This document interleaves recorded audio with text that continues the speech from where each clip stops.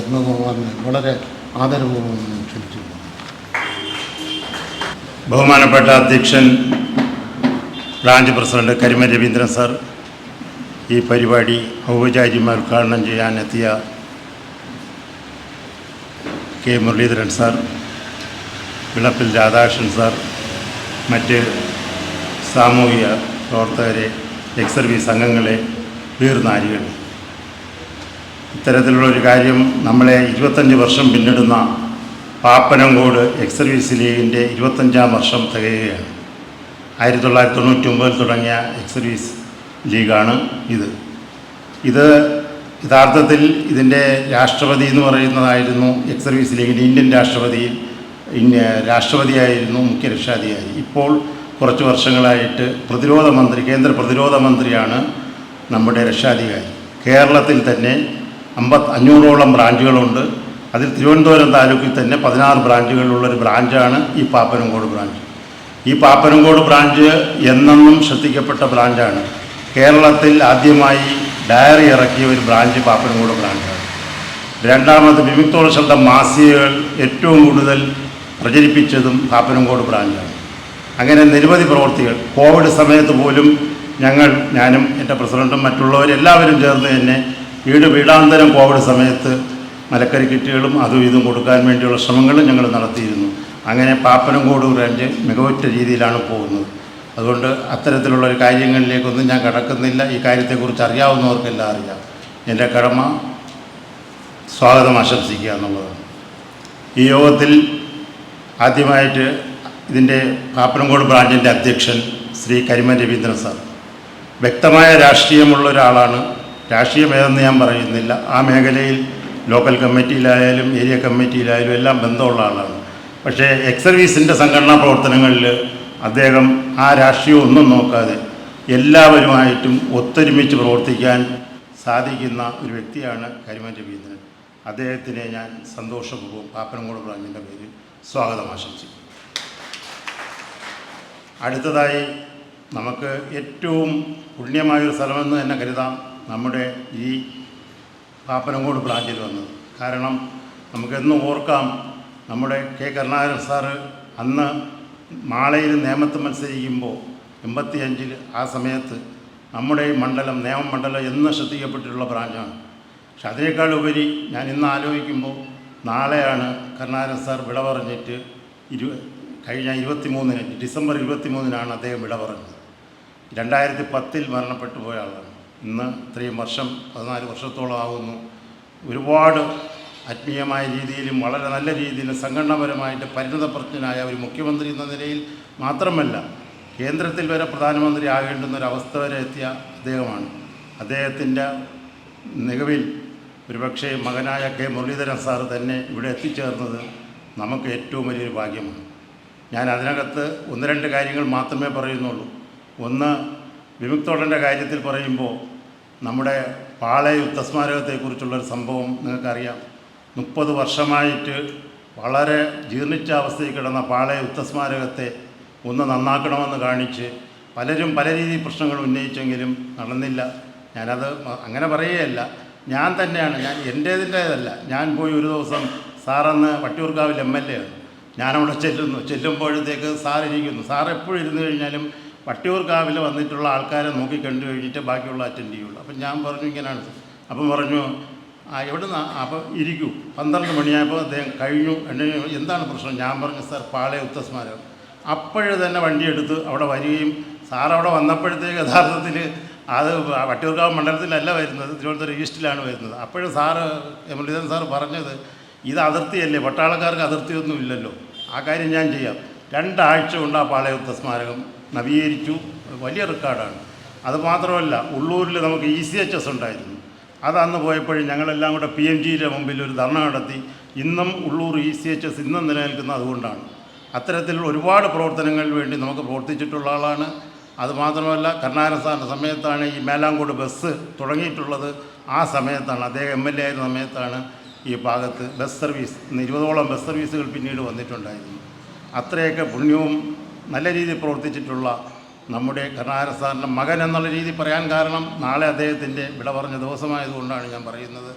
അദ്ദേഹം നമ്മളെ ഈ പരിപാടിയിൽ എത്തിച്ചേർന്നത് വളരെ സന്തോഷത്തിൽ നമ്മളെല്ലാവരും കാണുന്നു. അദ്ദേഹത്തിനെ ഞാൻ ആദരപൂർവ്വം സ്വാഗതം ചെയ്യുന്നു. അടുത്തതായി നമ്മുടെ ക്ഷേമകാര്യ committee chairman Shri Vilappil Radhakrishnan sir. സാറിനെ കുറിച്ച് പറഞ്ഞു കഴിഞ്ഞാൽ വെളിയിൽ നിന്ന് ഒരുപാട് കേട്ടിട്ടുള്ള കാര്യങ്ങളാണ്. സാറിൻ്റെ പ്രവർത്തനം എളിമത്വവും വിനയവും ചേർന്നൊരു സ്വഭാവമാണ്. രാഷ്ട്രീയം മറ്റൊരു രാഷ്ട്രീയത്തിലാണെങ്കിലും അദ്ദേഹം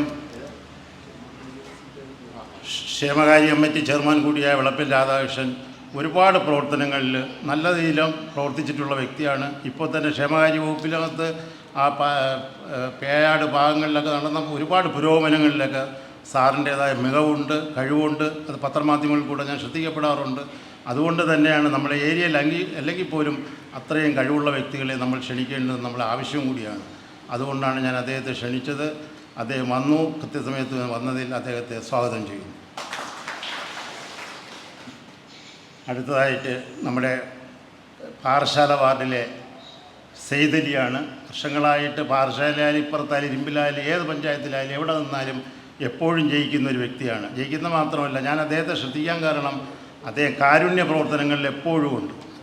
അദ്ദേഹം ഏത് രാഷ്ട്രീയമുണ്ട്, ആ രാഷ്ട്രീയത്തിലുണ്ടെങ്കിൽ ആ രാഷ്ട്രീയം നോക്കാതെ തന്നെ ജീവൻ മരണ പോരാട്ടം എന്ന രീതിയിൽ തന്നെ കാരുണ്യ സേവന പ്രവർത്തനങ്ങൾ ചെയ്യുന്ന ആളാണ്. നേരത്തെ കർഷക കോൺഗ്രസിൻ്റെ ജില്ലാ ജനറൽ സെക്രട്ടറിയൊക്കെ ആയിരുന്ന ആളാണ്. അദ്ദേഹത്തെ ഞാൻ സഹർഷം സ്വാഗതം ചെയ്യുന്നു. അതുപോലെ സതീശൻ സാർ കേരളകൗമുദിയുടെ ലേഖകനാണ്. കേരളകൗമുദിയുടെ ലേഖകൻ കൂടിയായ അദ്ദേഹം 30 വർഷമായിട്ട് ഈ കേരളകൗമുദി വർക്ക് ചെയ്യുകയാണ്. മാത്രമല്ല അദ്ദേഹത്തിൻ്റെ അച്ഛനും കേരളകൗമുദിക്കാരനായിരുന്നു. അതുകൊണ്ട് പലപ്പോഴും നെയ്യാറ്റിൻകര ആ ഭാഗത്ത് പാറശാല ഭാഗത്തൊക്കെ ഒരുപാട് വാർത്തകൾ ഞാൻ ശ്രദ്ധിക്കപ്പെട്ടിട്ടുണ്ട്. അത്രത്തോളം നല്ല കഴിവുള്ള പാറശാല സതീശൻ സാറിനെ ഞാൻ സ്വാഗതം ചെയ്യുന്നു. അത് കഴിഞ്ഞ് നമ്മൾ വന്നിരിക്കുന്നത് നമ്മൾ ആചാര്യ ഫിലിം ഇൻസ്റ്റിറ്റ്യൂട്ടിൻ്റെ ഇപ്പോഴത്തെ പുതിയ പ്രസിഡൻ്റാണ് ആചാര്യ. ചുരുക്കി പറഞ്ഞാൽ വേറെ അർത്ഥത്തിൽ ഇപ്പം കവി അയ്യപ്പൻ്റെ ചേട്ടൻ്റെ മകൻ കൂടിയാണ് അദ്ദേഹം. നിരവധി സീരിയലുകളിലുമൊക്കെ ചെയ്യുന്ന ഒരു വ്യക്തിയാണ്. അദ്ദേഹത്തിനെയും ഞാൻ ആദരപൂർവ്വം സ്വാഗതം ചെയ്യുന്നു. പിന്നെ ഒരു കാര്യം കൂടെ പറയാനുള്ളതെന്ന് പറഞ്ഞു കഴിഞ്ഞാൽ, നമ്മൾ ഈ പരിപാടി നടത്തുമ്പോൾ തന്നെ ഞാൻ ഇതിനകത്ത് നീല പത്മനാഭൻ സാറിനെ ഞാൻ ക്ഷണിച്ചിരുന്നു. അദ്ദേഹത്തിന് 86 വയസ്സായെങ്കിലും സ്മാർട്ടാണ്. അദ്ദേഹം ഒരു പുസ്തകം 2 ആഴ്ചയ്ക്ക് മുമ്പ് ഇറക്കിയിരുന്നു, മുഖങ്ങൾ മുഖാമുഖങ്ങൾ. അപ്പോൾ എന്നോട് പറഞ്ഞതെന്ന് പറഞ്ഞു കഴിഞ്ഞാൽ ആ പുസ്തകം അവിടെ കൊടുക്കണം, എല്ലാവർക്കും പരമാവധി ചെയ്യാവുന്നവർക്ക് കൊടുക്കും. ആ പുസ്തകം നമ്മൾ ഇവിടെ കൊടുക്കുന്നുണ്ട്. അദ്ദേഹത്തിന് എല്ലാവരെയും മാത്രമല്ല, ഇന്നിവിടെ എത്തിച്ചേർന്ന ഓരോ വിമുക്തഭടനെയും, ഓരോ സഹോദരിമാരെയും, ഓരോ വീർനാരികളെയും എല്ലാവരെയും ഒന്നടങ്കം എത്തിച്ചേർന്ന എല്ലാവരെയും സഹർഷം സ്വാഗതം ചെയ്തുകൊണ്ട് നിർത്തുന്നു. എല്ലാവർക്കും നന്ദി, നമസ്കാരം.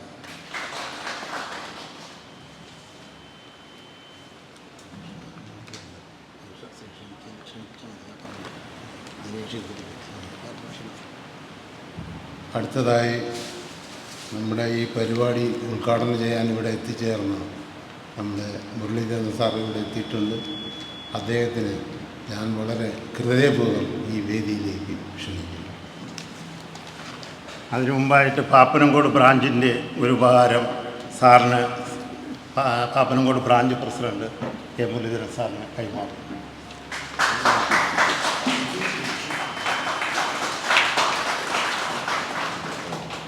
ഒരു കാര്യം കൂടെ ഉണ്ട്. നമ്മളെ നീല പത്മനാഭൻ സാർ എഴുതിയ പുസ്തകത്തിൻ്റേത് നമ്മുടെ ക്ഷേമകാര്യ committee chairman Shri Vilappil Radhakrishnan sir ബഹുമാനപ്പെട്ട കെ മുരളീധരൻ സാറിന് നൽകി.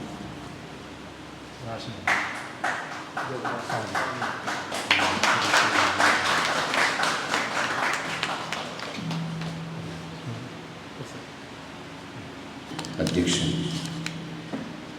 കേരള സ്റ്റേറ്റ് എക്സ് സർവീസസ് ലീഗിൻ്റെ പാപ്പനംകോട് ബ്രാഞ്ച് പ്രസിഡൻ്റായ ശ്രീ കരുവം രവീന്ദ്രൻ, സ്വാഗതം ആശംസിച്ച സെക്രട്ടറി ശ്രീ ശാന്തിവിള പത്മകുമാർ, ഈ ചടങ്ങിൽ പങ്കെടുക്കുന്ന ജില്ലാ പഞ്ചായത്തിൻ്റെ ക്ഷേമകാര്യ standing committee chairman Shri Vilappil Radhakrishnan Nair, അതുപോലെ പാറശാല ഗ്രാമപഞ്ചായത്ത് അംഗം ശ്രീ എം സൈതലവി, കേരളകൗമുദി റിപ്പോർട്ടറായ ശ്രീ പാറശാല എസ് സതീഷ് കുമാർ, ആചാര്യ ഫിലിം സൊസൈറ്റിയുടെ പ്രസിഡൻ്റായ കെ ലക്ഷ്മൺ ഉൾപ്പെടെ ഈ ചടങ്ങിൽ സംബന്ധിക്കുന്ന വിശിഷ്ട വ്യക്തികളെ, സഹോദരി സഹോദരന്മാരെ, യുവജനങ്ങളെ, തികച്ചും ധന്യമായൊരു ചടങ്ങാണ് കേരള സ്റ്റേറ്റ് എക്സ് സർവീസസ് ലീഗിൻ്റെ പാപ്പനംകോട് ബ്രാഞ്ച് രൂപീകരിച്ചതിന് ശേഷം 25 വർഷം പൂർത്തിയാവുക. അപ്പോൾ യുദ്ധരംഗത്ത് പ്രവർത്തിച്ച ഭടന്മാർ, നാടിൻ്റെ മാനം കാത്ത, നാടിനു വേണ്ടി ജീവൻ ത്യജിക്കാൻ തയ്യാറായ അവർ റിട്ടയർ ചെയ്തതിന് ശേഷം നാട്ടിൽ വന്ന് പഴയകാല സ്മരണകളൊക്കെ ഇടയ്ക്കിടയ്ക്ക് അയവിറക്കാനും അതുപോലെ തന്നെ കുടുംബാംഗങ്ങളൊക്കെ ഒരുമിച്ച് കൂടാനൊക്കെയാണ് ഈ സംഘടന രൂപീകരിച്ചത്. തീർച്ചയായിട്ടും സർവീസിലുള്ള കാലത്ത് ഓണമോ പെരുന്നാളോ ക്രിസ്മസോ ആഘോഷിക്കാൻ കഴിയാതെ കുടുംബാംഗങ്ങളോടൊപ്പം വല്ലപ്പോഴും കിട്ടുന്ന അവധിയിൽ മാത്രം ഒരുമായി ജീവിക്കാൻ മാത്രം അവസരം കിട്ടിയവർ പിന്നീട് റിട്ടയർ ചെയ്തതിന് ശേഷമാണ് അവരുടെ സത്യം പറഞ്ഞാൽ ഒരു കുടുംബജീവിതം എന്ന് പറയുന്നത്. കാരണം സർവീസുള്ളപ്പോൾ ഇതിനൊന്നും നേരം കിട്ടാറില്ല. വിരമിച്ച് കഴിഞ്ഞാലാണ് പലപ്പോഴും ഇതിനൊക്കെ, അപ്പോഴേക്കൊക്കെ ഒരുപാട് പ്രായമായിട്ടുണ്ടാകും. പക്ഷേ പലപ്പോഴും പട്ടാളക്കാരുടെ അവസ്ഥ എന്ന് പറയുന്നത്, ഞാൻ ഓർക്കുന്നത് 2013 കാർഗിൽ യുദ്ധത്തിൻ്റെ ഒരു വാർഷിക സമ്മേളനം നടന്നു പാങ്ങോട് ഡിഫൻസ് കേന്ദ്രത്തിൽ. സ്ഥല MLA എന്ന നിലയ്ക്ക് ഞാനും ചടങ്ങിൽ പങ്കെടുത്തിരുന്നു. അന്ന് മുഖ്യമന്ത്രിയായിരുന്ന ഉമ്മൻചാണ്ടിയും ഉണ്ടായിരുന്ന അദ്ദേഹമാണ് ആ കുടുംബാംഗങ്ങളെ ആദരിക്കുന്ന ചടങ്ങ് ഉദ്ഘാടനം ചെയ്തു. അപ്പോൾ അവിടുത്തെ ചീഫ്, മിലിറ്ററി ചീഫ്, അദ്ദേഹത്തിൻ്റെ സ്വാഗത പ്രസംഗത്തിൽ ഇതേ ഒരു കാര്യം പറഞ്ഞു: യുദ്ധം വരുമ്പോൾ മാത്രമേ ഞങ്ങൾ പട്ടാളക്കാരെ ശ്രദ്ധിക്കാവൂ, അതിന് മുമ്പോ ശേഷമോ ഞങ്ങളാരും ശ്രദ്ധിക്കാറില്ല. അതായത് സർവീസുള്ളവരുടെ അവസ്ഥ ഇതാണെങ്കിൽ സ്വാഭാവികമായിട്ടും റിട്ടയർ ചെയ്ത് കഴിഞ്ഞാൽ എന്താ അവസ്ഥ എന്ന് ഞാൻ പറയേണ്ട കാര്യമില്ല. ഇപ്പോൾ നമ്മുടെ ഗവൺമെൻറ് സർവീസിൽ എങ്ങനെയാണ്, സർവീസിലുള്ളപ്പോഴൊക്കെ ശമ്പള പരിഷ്കരണത്തിനും ആനുകൂല്യങ്ങളൊക്കെ വേണ്ടി സമരം ചെയ്യുമ്പോൾ ആ സമരം എല്ലാവരും ശ്രദ്ധിക്കും. കാരണം സർവീസുള്ളവർ സമരം ചെയ്താൽ ഡിപ്പാർട്ട്മെൻറ്റിന് തടസ്സമുണ്ടാകും, ഡിപ്പാർട്ട്മെൻറ്റ് പ്രവർത്തനങ്ങൾ. അതുകൊണ്ട് മാധ്യമങ്ങളുടെ വാർത്തയും ഒക്കെ കാര്യമായിട്ട് വരും. എന്നാൽ പെൻഷനേഴ്സിൻ്റെ എന്തെങ്കിലും സമരം ഉണ്ടെങ്കിൽ ചിലപ്പോൾ അതൊന്നും കണ്ടില്ല എന്നടിക്കാറാണ് പതിവ്. ഞാൻ പറയുന്നത് അതാണ് റിട്ടയർ ചെയ്ത് കഴിഞ്ഞാലത്തെ അവസ്ഥ. പിന്നെ ഞങ്ങൾ രാഷ്ട്രീയക്കാർക്ക് റിട്ടയർമെൻറ്റ് ഇല്ലാത്തതുകൊണ്ട് ഞങ്ങൾ മാത്രം എന്നും നിത്യഹരിത നായകന്മാരായിട്ട് ഇങ്ങനെ നിൽക്കുന്നുണ്ട് ഭാഗ്യമുണ്ട്. അപ്പോൾ വിമുക്ത ഭടന്മാരെന്ന് പറയുമ്പോൾ നാടിനു വേണ്ടി എല്ലാം സമർപ്പിച്ചവരാണ്. മാത്രമല്ല, ഈ അംഗീകാരത്തിൻ്റെ കാര്യം പറയുമ്പോൾ യുദ്ധം രണ്ട് രീതിയിലുണ്ട്. പട്ടാളക്കാരനെ സംബന്ധിച്ച് സർവീസിലുള്ള കാലഘട്ടം മുഴുവൻ ടെൻഷനുള്ള കാലഘട്ടം. യുദ്ധമുള്ളപ്പോൾ മാത്രമല്ല, യുദ്ധം രണ്ട് രീതിയിലുണ്ട്. ഒന്ന്, പ്രഖ്യാപിത യുദ്ധമുണ്ട്. ഇപ്പോൾ ഇന്ത്യയെ സംബന്ധിച്ച് 1971 ശേഷം ഒരു പ്രഖ്യാപിത യുദ്ധം ഉണ്ടായിട്ടില്ല. കാർഗിലെന്ന് പറയുന്നത് നുഴഞ്ഞുകയറ്റമായിരുന്നു. നുഴഞ്ഞുകയറ്റം പലപ്പോഴും ഉണ്ടാകും. പ്രത്യേകിച്ച് അതിർത്തികളിൽ നുഴഞ്ഞുകയറ്റം സാധാരണയാണ്. വെടിവെപ്പ് ഉണ്ടാവാറുണ്ട്, ആളുകൾ മരിക്കാറുണ്ട്, പട്ടാളക്കാർ മരിക്കാറുണ്ട്. പക്ഷേ ഒരു ഔദ്യോഗിക യുദ്ധം നടക്കുമ്പോൾ ഒരു പട്ടാളക്കാരൻ മരിച്ച് അദ്ദേഹത്തിൻ്റെ മൃതശരീരം നാട്ടിലേക്ക് കൊണ്ടുവരുമ്പോൾ വീരോചിതമായിട്ടുള്ള വരവേൽപ്പ് നൽകാറുണ്ട്. എന്നാൽ ഈ നുഴഞ്ഞുകയറ്റക്കാരെ നേരിട്ട് മരിക്കുമ്പോൾ പലപ്പോഴും അംഗീകാരം കിട്ടാറില്ല. ബോഡി വരുമ്പോൾ സ്ഥലം MLA MP അറിയിക്കും. അങ്ങനെയാണ് ഞങ്ങൾ തന്നെ അറിയുക. അവിടെ അതിർത്തിയിൽ, കാശ്മീർ അതിർത്തിയിൽ വെടിയേറ്റൊരു ജവാൻ മരിച്ചിട്ടുണ്ട് സാർ, ഇത്രാം തീയതിയാണ് ബോഡി കൊണ്ടുവരുന്നത്, സാറിന് സമയം ഉണ്ടെങ്കിൽ വന്നാൽ കൊള്ളാം. അങ്ങനെയാണ് അറിയിപ്പ് വരിക. അറിയിക്കണം എന്നാണ് നിയമം. സ്ഥലം MLA MP അറിയിക്കണം എന്നാണ് നിയമം. അതനുസരിച്ച് അറിയിക്കുന്ന രീതിയാണ് ഞാൻ പറഞ്ഞത്. അപ്പോൾ അങ്ങനെ മരണത്തിന് രണ്ട് തരത്തിലുള്ള അംഗീകാരമുള്ളത്. ഔദ്യോഗിക യുദ്ധത്തിലല്ലാതെ പ്രാദേശികമായിട്ടുള്ള നുഴഞ്ഞ് രണ്ട് മരണം തന്നെയാണ്. രണ്ട് യുദ്ധങ്ങളും നാടിന് വേണ്ടിയിട്ടാണ്. അല്ലെങ്കിൽ നുഴഞ്ഞുകയറ്റക്കാർ വന്നാൽ പ്രദേശം മുഴുവൻ കഴിക്കലാകും. ഇപ്പം നമുക്കാണെങ്കിൽ ചൈനക്കാരും അത്യാവശ്യം ആക്രമിക്കാറുണ്ട്. പാകിസ്ഥാൻ പിന്നെ സ്ഥിരം ആ പരിപാടിയാണ്. ഇതിനൊക്കെ പുറമെ പലപ്പോഴും ആഭ്യന്തര സംഘർഷങ്ങൾ ഉണ്ടാകുമ്പോഴും പലപ്പോഴും പട്ടാളക്കാരെ നിയോഗിക്കാറുണ്ട്. ഇപ്പോൾ വടക്ക് കിഴക്കൻ സംസ്ഥാനങ്ങളിൽ സ്ഥിരം കുഴപ്പമാണ്. ഇപ്പോൾ മണിപ്പൂർ തുടങ്ങിയിട്ട് ഒരുപാട് കാലങ്ങളായി. ഇതിനെല്ലാം പുറമേ ദുരന്തം ഉണ്ടാകുമ്പോൾ ഇപ്പോൾ വയനാട് ദുരന്തം ഉണ്ടായി. 600ഓളം 400 പേര് ഔദ്യോഗികമായിട്ടും മരണപ്പെട്ടു, 200 പേരെ കാണാനില്ല. അങ്ങനെ ഏതാണ്ട് മരിച്ചതിന് തുല്യമാണ്. കാരണം മണ്ണിൻ്റെ അടിയിൽ പെട്ടുപോയി. ഇനി അവർ തിരിച്ചു വരില്ല. അപ്പോൾ അത് മരണം തന്നെയാണ്. പക്ഷേ അതിന് നടപടിക്രമങ്ങൾ പൂർത്തിയാക്കാൻ താമസമുള്ളതുകൊണ്ടാണ് 400 മരണം മാത്രമേ സ്ഥിരീകരിച്ചിട്ടുള്ളൂ. 600ഓളം പേര് മരണപ്പെട്ടിട്ടുണ്ട്. അപ്പോൾ അവിടെ നമുക്കറിയാം വേലി പാലം കെട്ടാനും അതുപോലെ തന്നെ ഈ ദുരന്തത്തിലകപ്പെട്ടവരെ എയർലിഫ്റ്റ് ചെയ്യാനും ഇതിനെല്ലാം പട്ടാളക്കാരുണ്ടായി. പക്ഷെ അതിനോട് പിന്നെ കേന്ദ്രം നമ്മളോട് പൈസ ചോദിച്ചു, അത് ശരിയായില്ല. പക്ഷെ പട്ടാളക്കാരുടെ സേവനം അവർ മാന്യമായിട്ട് തന്നെ ചെയ്തു. സെക്കൻഡുകൾക്കുള്ളിൽ പാലം കിട്ടി, ആളുകളെ രക്ഷപ്പെടുത്തി. ഞങ്ങളൊക്കെ അവിടെ ചെല്ലുമ്പോൾ ആ പാലം വഴിയാണ് നടന്നുപോയത്. എനിക്കറിയാം, ഞാനവിടെ 13 വർഷം MP ആയിരുന്നതാണ്. ഞാൻ കോഴിക്കോട് MP ആയിരിക്കുമ്പോൾ വയനാട് ഈ പ്രദേശമൊക്കെ കോഴിക്കോടിൻ്റെ ഭാഗമാണ്. അന്ന് എൻ്റെ ഫണ്ട് ഉപയോഗിച്ച് ഒരു സ്കൂൾ കെട്ടിടം പണിതിരുന്നു. എവിടെ ചെന്ന് നോക്കിയോ അതുമാത്രം തകരാറുണ്ടായിട്ടില്ല. കെട്ടിടം പിഴുതും പോയെങ്കിൽ അന്നത്തെ ഫണ്ട് ഉപയോഗിച്ച് ചെയ്തൊരു കെട്ടിടം എപ്പോഴും ഉണ്ട് അവിടെ. അപ്പോൾ എല്ലാവരും പലരും കണ്ടപ്പോൾ പറഞ്ഞു. അപ്പോഴാണ് പലരും അറിയുന്നത് ആ ഭാഗമൊക്കെ കോഴിക്കോട് പാർലമെൻറ്റായിരുന്നു. അന്ന് ഈ പുനഃക്രമീകരണം കഴിഞ്ഞിട്ടില്ല. അപ്പോൾ അവിടെയും പട്ടാളക്കാരുടെ സേവനം വളരെ വിലപ്പെട്ടതായിരുന്നു. അപ്പോൾ ഇങ്ങനെയൊക്കെ നാടിൻ്റെ എല്ലാ കാര്യങ്ങളിലും, ആഭ്യന്തര സംഘർഷത്തിലും വിദേശ രാജ്യങ്ങളുമായിട്ടുള്ള സംഘർഷത്തിലെല്ലാം മരണം മുമ്പിൽ കണ്ടുകൊണ്ട് പ്രവർത്തിക്കുന്ന പട്ടാളക്കാർക്ക് സർവീസ് ഉള്ളപ്പോൾ തന്നെ പലപ്പോഴും വേണ്ടത്ര ബഹുമതി നാം നൽകാറില്ല. ഔദ്യോഗികമായിട്ടുള്ള ബഹുമതികളൊക്കെ നൽകാറുണ്ടെങ്കിലും സമൂഹം സത്യം പറഞ്ഞാൽ അതിപ്പോൾ നമ്മുടെ ഒരു പൊതു സ്വഭാവമാണ്. നമുക്ക് എന്തെങ്കിലും ആപത്ത് നേരിട്ടുണ്ടാകുമ്പോഴാണ് നമുക്കൊരു അതിനോടൊരു താല്പര്യം ഉണ്ടാവുക. കാരണം സ്വന്തം ബാധിക്കുന്ന കാര്യം ചെയ്യുന്നുണ്ട്. എന്നാൽ രാജ്യത്തിനെ ശത്രുക്കൾ ആക്രമിച്ചാൽ എന്താണ് അവസ്ഥ എന്നുള്ളതിനെക്കുറിച്ച് പലപ്പോഴും ചിന്തിക്കാറില്ല. യുദ്ധമാണെങ്കിൽ യുദ്ധം, കാലത്ത് പത്രം ഒന്ന് എടുത്ത് നോക്കും, അല്ലെങ്കിൽ TV നോക്കും. അതിൽ പലരും എന്ത് ചെയ്യുമെന്ന് പറഞ്ഞാൽ ആ നേരത്തെ ന്യൂസ് നോക്കില്ല. രാഷ്ട്രീയത്തിൽ എന്തെങ്കിലും കോളിളക്കൊക്കെ ഉണ്ടെങ്കിൽ ആൾക്കാർക്ക് TV ന്യൂസ് കാണാൻ താല്പര്യമുള്ളൂ. അല്ലെങ്കിൽ മിക്കവാറും സീരിയലും മറ്റൊക്കെ കണ്ടുകൊണ്ടിരിക്കുന്ന ഒരു പ്രവണത, പ്രത്യേകിച്ച് ഈ മോഡേൺ ആയിട്ടുള്ളൊരു കാലഘട്ടത്തിൽ വാട്സപ്പും യൂട്യൂബൊക്കെ വന്നപ്പോൾ ഇതിനോടൊന്നും താല്പര്യമില്ലാണ്ടായി. മാത്രമല്ല, ഈ രാജ്യത്തിൻ്റെ പഴയ അവസ്ഥ അറിയാവുന്നവരുടെ എണ്ണപ്പം തീരെയില്ലല്ലോ. സത്യം പറഞ്ഞാൽ നമ്മുടെ കൂട്ടത്തിൽ ശരിക്കും പറഞ്ഞാൽ ഇപ്പോൾ സ്വാതന്ത്ര്യ സമര സേനാനികളില്ല. കാരണം സ്വാതന്ത്ര്യം കിട്ടി 78 കൊല്ലമായി. അപ്പോൾ സാധാരണ അവിടെ ശരാശരി ആയുസ് 50 കൊല്ലം. ചുരുക്കം ചെല്ലെ 100-102 വയസ്സ് വരെ ജീവിക്കാറ്. അപ്പോൾ സ്വാതന്ത്ര്യം കിട്ടിയിട്ട് ഇത്രയും വർഷം കഴിയുമ്പോൾ ഇപ്പോഴത്തെ 80 വയസ്സുകാരന് അന്ന് 2 വയസ്സുണ്ടാവുള്ളൂ സ്വാതന്ത്ര്യം കിട്ടിയപ്പോൾ. പക്ഷേ ഇപ്പോൾ ഒരു മാറ്റം വന്നു. ആഗസ്റ്റ് 15-നും ജനുവരി 26-നൊക്കെ സ്വാതന്ത്ര്യ സമര സേനാനികളെ ആദരിക്കുക എന്നുള്ള ആ പ്രക്രിയ ഏതായാലും അവസാനിപ്പിച്ച് പ്രായം ചെന്നവരെ ബഹുമാനിക്കുക എന്നൊരു ഏർപ്പാടിലേക്ക് എത്തിയിട്ടുണ്ട്.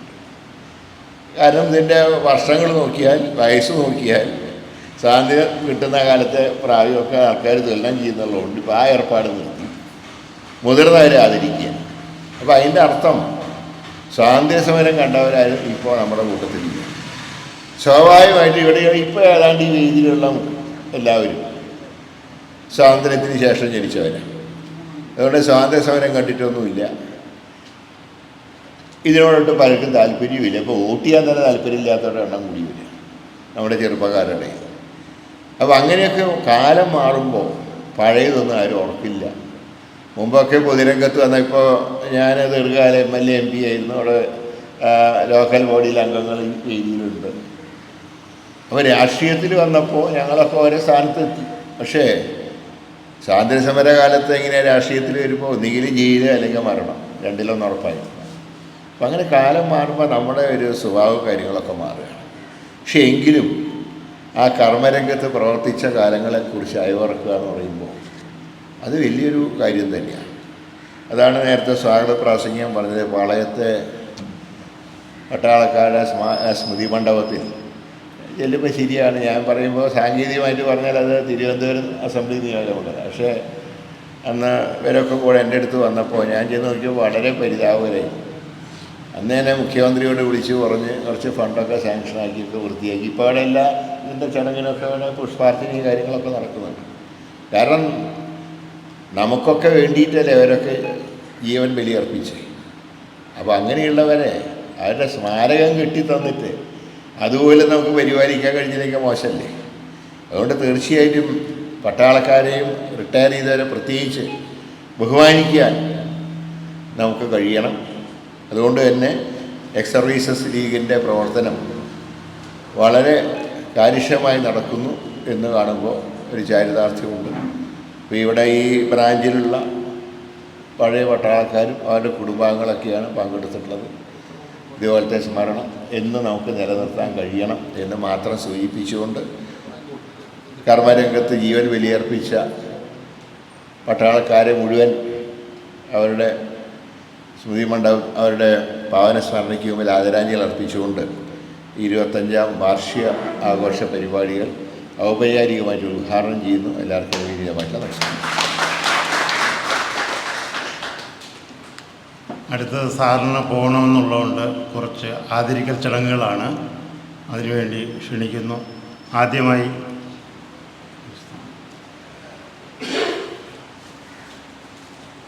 നമ്മുടെ വിളപ്പിൽ രാധാകൃഷ്ണൻ സാറിന് ബഹുമാനപ്പെട്ട കെ മുരളീധരൻ സാർ പുസ്തകം നൽകി.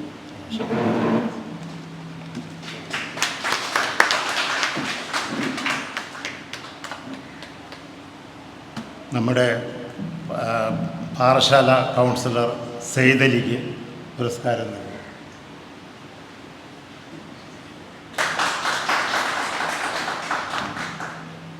കേരളകൗമുദിയുടെ നമ്മുടെ സതീശചന്ദ്രന് ബഹുമാനപ്പെട്ട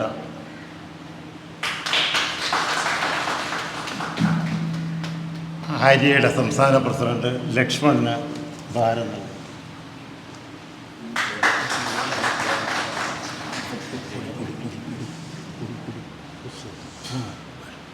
അടുത്തതായി നമ്മുടെ GS വിജയൻ, പ്രശസ്ത സംവിധായകൻ GS വിജയൻ സാറിനെ അറിയാം.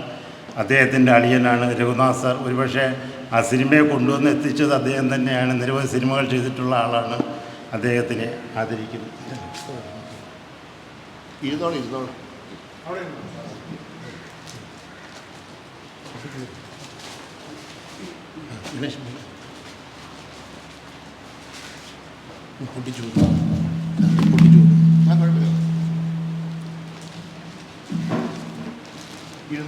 കേട്ടോ.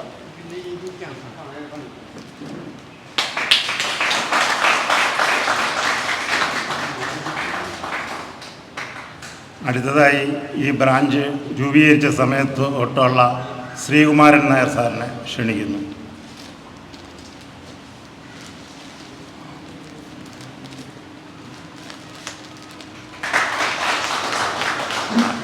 അടുത്തതായി അഡ്വക്കേറ്റ് വിജയകുമാർ സാറിനെ ക്ഷണിക്കുന്നു.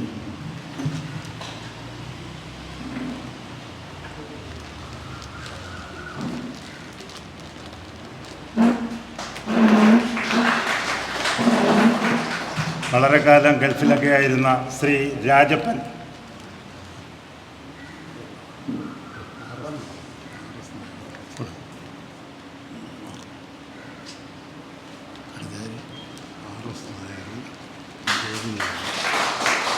അടുത്തത് ശ്രീ എക്സ് സർവീസ് ലീഗിൻ്റെ വളരെ ചിരകാല പ്രവർത്തനം ചെയ്തിട്ടുള്ള RS നായരെ ക്ഷണിക്കുന്നു. RS നായർ. കല്യറ ഭാഗത്തുള്ള സുരേന്ദ്ര സാറിനെ ക്ഷണിക്കുന്നു.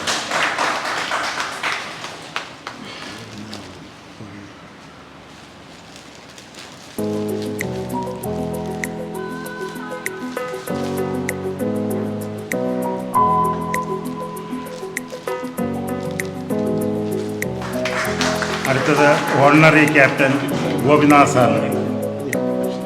Ornery captain.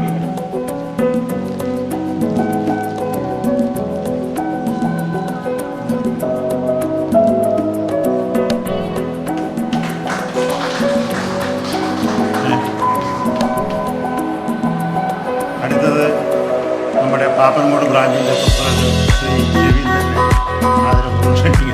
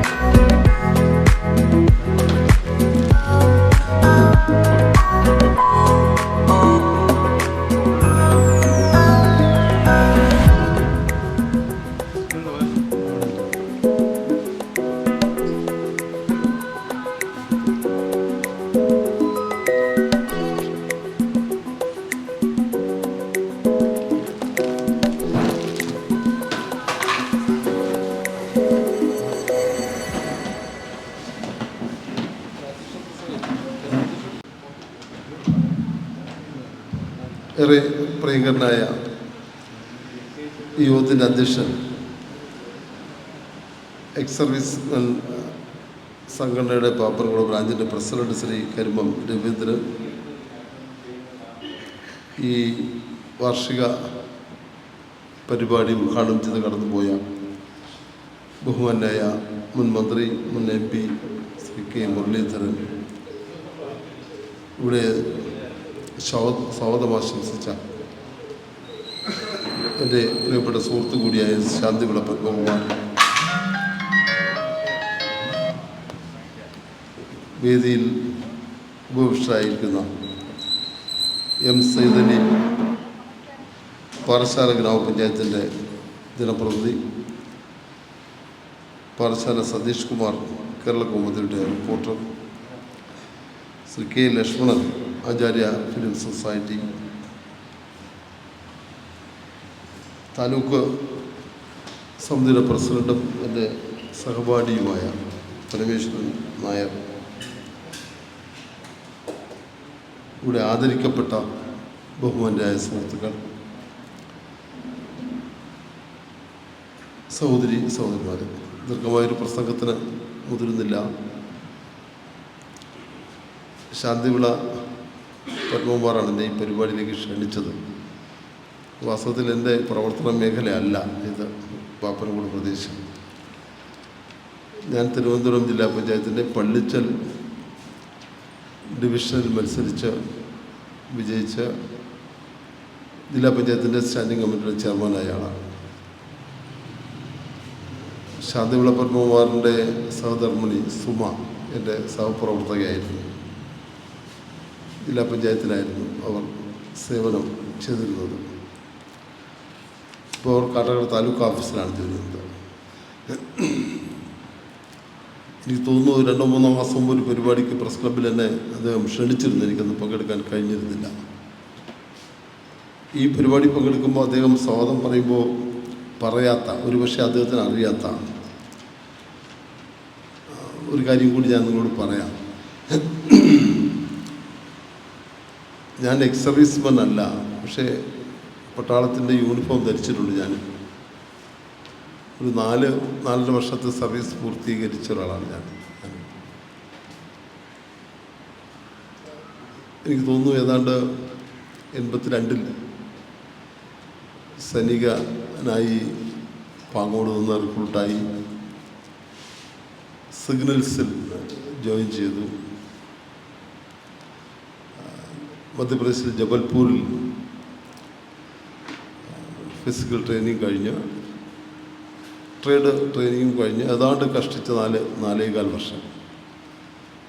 അത് കഴിഞ്ഞപ്പോൾ ചില കുടുംബപരമായ ആവശ്യങ്ങളെ തുടർന്ന് രാജിവെച്ച് പോകുന്നതാണ് വേണ്ടത്. പലർക്കും അറിയാത്തൊരു കാര്യമാണിത് വാസ്തവത്തിൽ. ശാന്തിവിള പത്മകുമാറിനും അറിയില്ല എന്ന് എനിക്ക് തോന്നുന്നു. വാസ്തവത്തിൽ അറിയില്ല. ഞാൻ ഈ പള്ളിച്ചൽ ഡിവിഷൻ ഇലക്ഷന് മത്സരിക്കുമ്പോൾ സ്ഥാനാർത്ഥികൾ സാധാരണ നമ്മെ അവതരിപ്പിച്ചുകൊണ്ടൊരു സംഗതി പ്രദർശിപ്പിക്കുമല്ലോ. അതിൽ ഈ ആർമി സേവനത്തെക്കുറിച്ച് കൂടി പറഞ്ഞിരുന്നു. എനിക്ക് തോന്നുന്നു അവിടെ എക്സ് സർവീസ്മാരുടെ ഒരു സംഘടിതമായ രൂപമില്ല, പക്ഷെ ചില സുഹൃത്തുക്കളുണ്ട് അവിടെ. ഒരു 50-60 ആളുകൾ ചേർന്നൊരു സംഘം എന്നെ വിളിച്ചു. തീർച്ചയായും അവർ സ്വീകരണമൊക്കെ തന്നു എനിക്ക്. എന്തായാലും സൈനിക വേഷമണിഞ്ഞ, പരിശീലനം പൂർത്തീകരിച്ച, അനുഭവ സമ്പത്ത് കൂടിയുള്ള ഒരു പൊതുപ്രവർത്തകൻ എന്ന നിലയ്ക്കാണ് ഞങ്ങളുടെ കുടുംബാംഗങ്ങളുടെ ഒരു സ്വീകരണം എന്ന് പറഞ്ഞ് എന്നെ അവിടെ വിളിച്ചത്. എനിക്ക് വലിയ ആത്മസംതൃപ്തി തോന്നിയൊരു നിമിഷം കൂടിയാണ് അത്. ഇപ്പോൾ ഇന്ത്യൻ ആർമിയുടെ ഒരു സംവിധാനത്തിലേക്ക് തിരഞ്ഞെടുക്കപ്പെട്ട് അതിൻ്റെ പ്രാഥമിക പരിശീലനം പൂർത്തീകരിച്ച് ഇറങ്ങിയ ഒരാൾ എന്ന നിലയ്ക്ക് എനിക്ക് അഭിമാനം തോന്നാറുണ്ട് പലപ്പോഴും. എൻ്റെ പൊതുജീവിതത്തിൽ അത് പലപ്പോഴും ഗുണകരമായി മാറിയിട്ടുണ്ട്. പലപ്പോഴും ഒരു വ്യക്തിപരമായ അച്ചടക്കം സൂക്ഷിക്കുന്ന കാര്യത്തിൽ, ശിരസ്സുയർത്തി നിന്ന് വർത്തമാനം പറയുന്ന കാര്യത്തിൽ ഒക്കെ ഈ ആർമിയിൽ നിന്ന് കിട്ടിയ പരിശീലനം ഗുണം ചെയ്തിട്ടുണ്ടെന്ന് ഞാൻ എപ്പോഴും ഓർക്കാറുണ്ട്. ഞാൻ പ്രതിദാനം ചെയ്യുന്ന രാഷ്ട്രീയ പ്രസ്ഥാനത്തിൻ്റെ സമ്മേളനങ്ങളിലൊക്കെ പറയുന്നൊരു കാര്യം കൂടി അതുകൊണ്ട് പറയാം. ഞാനെപ്പോഴും പറയും, രാജ്യം ഭരണപരമായൊരു തീരുമാനം കൈക്കൊള്ളണം. ചില വൈദേശിക രാജ്യങ്ങളുണ്ട് എന്ന് ഞാൻ കേട്ടിട്ടുണ്ട്, വായിച്ച് കേട്ടിട്ടുണ്ട്. നിർബന്ധിത സൈനിക സേവനം നമ്മുടെ സിവിൽ സർവീസിൽ കാണുന്ന ചില പ്രശ്നങ്ങൾ കാണുമ്പോൾ നമുക്ക് അങ്ങനെ തോന്നിപ്പോകും. നിർബന്ധമായി ഭാരതത്തിൽ ജനിച്ചു വീഴുന്ന എല്ലാവർക്കും സൈനിക സേവനം നൽകണം. ഒരു 6 മാസം അല്ലെങ്കിൽ 1 വർഷം അല്ലെങ്കിൽ 2 വർഷം അത് നിർബന്ധിതമായിരിക്കണം.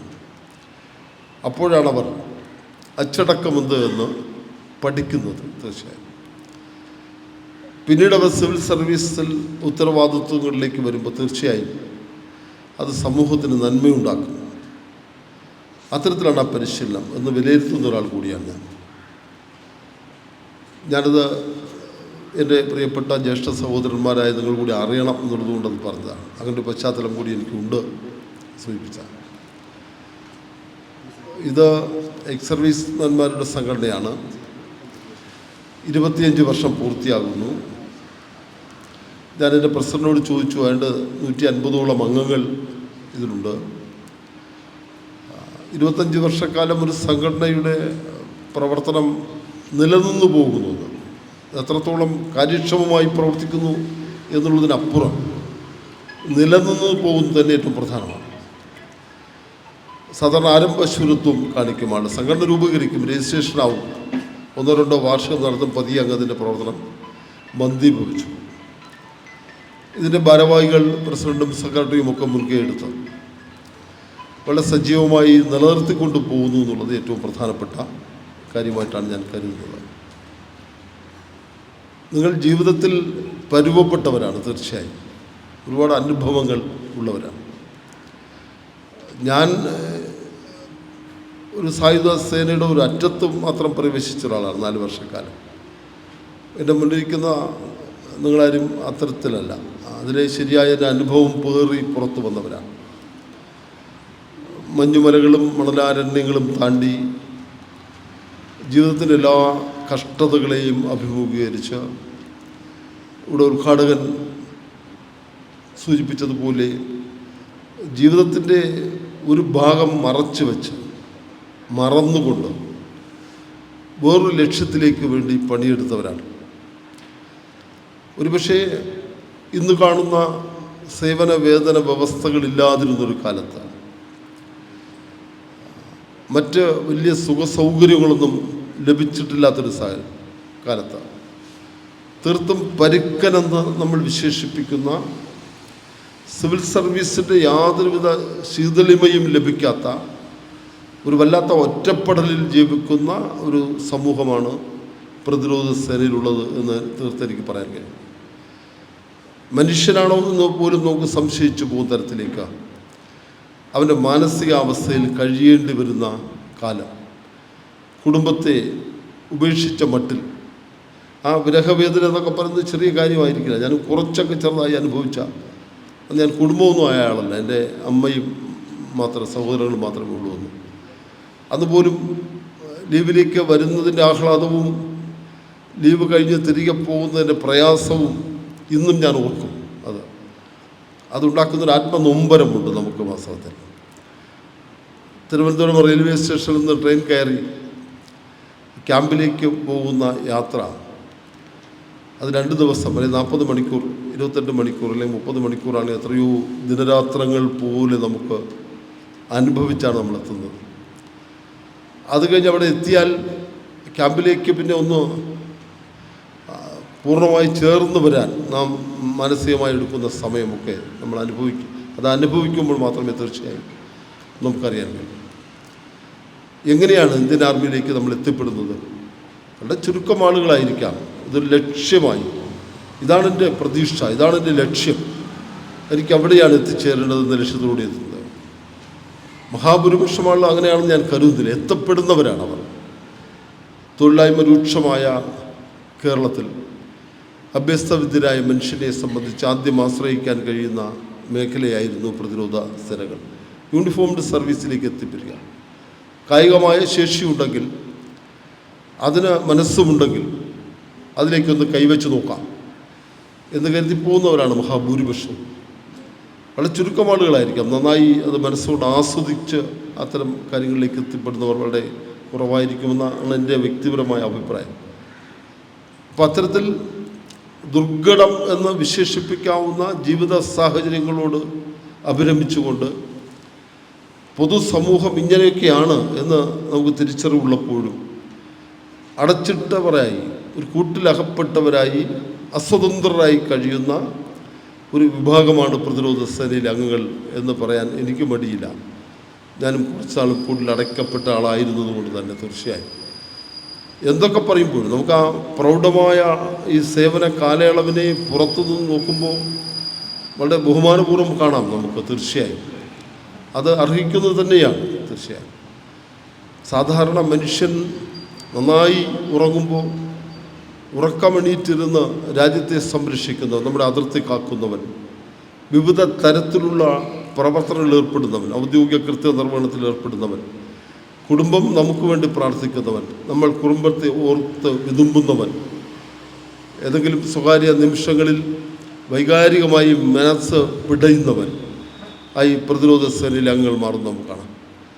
നമ്മൾ നോക്കുമ്പോൾ നല്ല മീശയും ഉറച്ച ശരീരവും കായിക ബലവും ഒക്കെയുള്ള ഒരു മനുഷ്യനെ ഒരു ഭീതി ഉണർത്തുന്ന രൂപമായി മുന്നിൽ കാണുന്ന നാം സർവീസിലുള്ള മനുഷ്യൻ, അവൻ്റെ ഉള്ളിനെ വായിക്കാൻ നമുക്ക് കഴിയുമ്പോൾ തീർച്ചയായും പച്ചയായ മനുഷ്യൻ്റെ വികാര വിചാരങ്ങൾ അവിടെ തൊട്ടറിയാൻ കഴിയുമെന്നാണ് ഞാൻ കരുതുന്നത്. തീർച്ചയായും അപ്പോൾ അത്രയ്ക്കും പ്രൗഢമായ ഒരു സേവന കാലയളവ് പൂർത്തിയാക്കി വളരെ അഭിമാനപൂർവ്വം രാജ്യസേവനം പൂർത്തീകരിച്ച്, അടിവരയിട്ട് നാം പറയും രാജ്യസേവനം പൂർത്തീകരിച്ച്, എനിക്ക് കിട്ടിയ പ്രതിഫലത്തിനനുസരിച്ചല്ല, 24 മണിക്കൂർ സേവനമനുഷ്ഠിക്കുന്ന മനുഷ്യൻ പ്രതിഫലം നോക്കിയിട്ടല്ല, അവകാശാനുകൂല്യങ്ങളെക്കുറിച്ച് ശബ്ദമുയർത്താനുള്ള അവസരം ഉണ്ടാകാറില്ല, പരാതികളോ പരിമിതികളോ പരാധീനതകളോ ഉയർത്താനുള്ള അവസരം ലഭിക്കാറില്ല. പലപ്പോഴും എല്ലാം ഉള്ളിലൊതുക്കി നമ്മൾ ജീവിച്ച് കാണിക്കുന്നവരാണ്.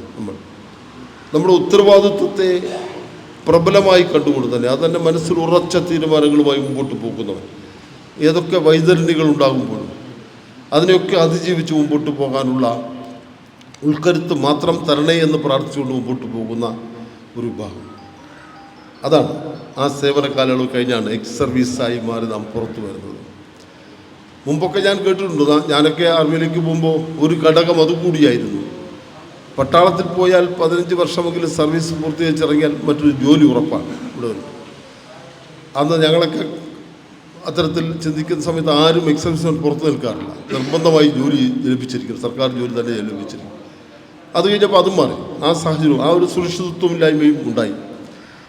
ഈവൻ സെക്യൂരിറ്റി സർവീസ് പോലും കരാർവൽക്കരിക്കപ്പെട്ട് മുമ്പോട്ട് പോകുന്ന കാഴ്ച നമുക്ക് കാണാം. യാതൊരു ശാരീരിക യോഗ്യതയുമില്ലാത്ത, ആ പണിക്ക് ഒരു പരിചയവുമില്ലാത്ത ആളുകൾ പോലും ആ പണിയിലേക്ക് എത്തുന്ന കാഴ്ച നമുക്ക് കാണാം. പണ്ട് എക്സ് സർവീസ്മാൻമാർക്ക് വേണ്ടി മാത്രം മാറ്റി വെച്ചിരുന്ന ഏറ്റവും സുരക്ഷിതമായ വിശ്വാസമുണ്ടായിരുന്ന ഒരു തൊഴിലാണത്. അവിടെ പോലും വെള്ളം ചേർക്കുന്ന കാഴ്ചയാണ് നമുക്ക് പിന്നീട് കാണാൻ കഴിയുന്നത്. അപ്പോൾ അത്തരത്തിൽ പ്രൗഢമായ ഒരു ജീവിത സാഹചര്യം, ചിലപ്പോൾ 15, 12, 20, 25, 30, 35 വർഷം സേവന കാലയളവ് പൂർത്തീകരിച്ച് വരുന്ന ആൾ തീർച്ചയായും അവരാണ് നമുക്ക് മാതൃകയായി മാറേണ്ടത്.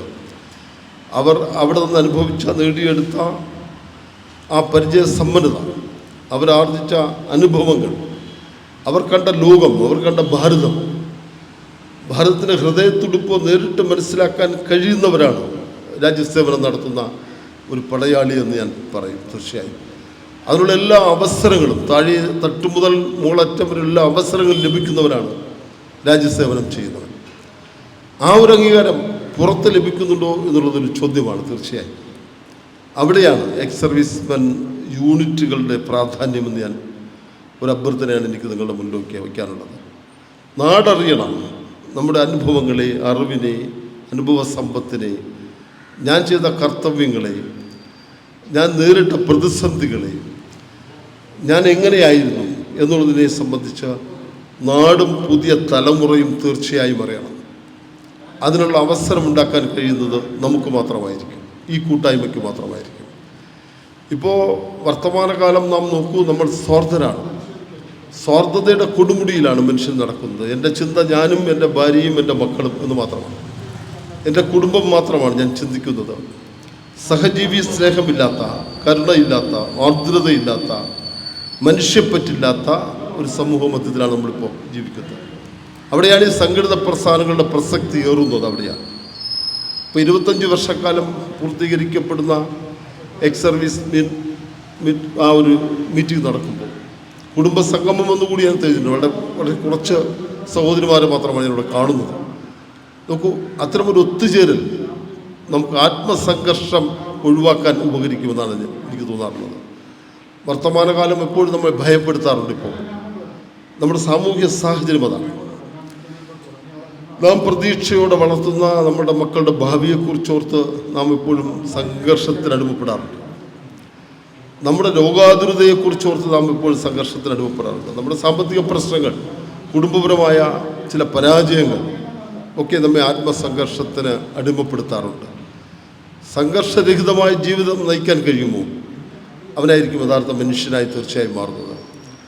ചിരിക്കാൻ കഴിഞ്ഞാൽ, സന്തോഷിക്കാൻ കഴിഞ്ഞാൽ, വളരെ മൃദുവായി മനുഷ്യനോട് സംസാരിക്കാൻ കഴിഞ്ഞാൽ, സഹജീവികളുടെ വിഷമതകളെ കേൾക്കാൻ കഴിഞ്ഞാൽ, പരിഹാരമുണ്ടാക്കാൻ എല്ലാവരും കഴിയണമെന്നില്ല, അവൻ്റെ വിഷമതകൾ പങ്കിടാൻ, അത് കേൾക്കാൻ ക്ഷമയോടെ നമുക്കത് അനുഭവിക്കാൻ കഴിഞ്ഞാൽ, അവൻ്റെ വിഷമം നമ്മളിലൂടെ അനുഭവിക്കുമ്പോൾ തന്നെ അവർക്ക് ആശ്വാസമുണ്ടാകും.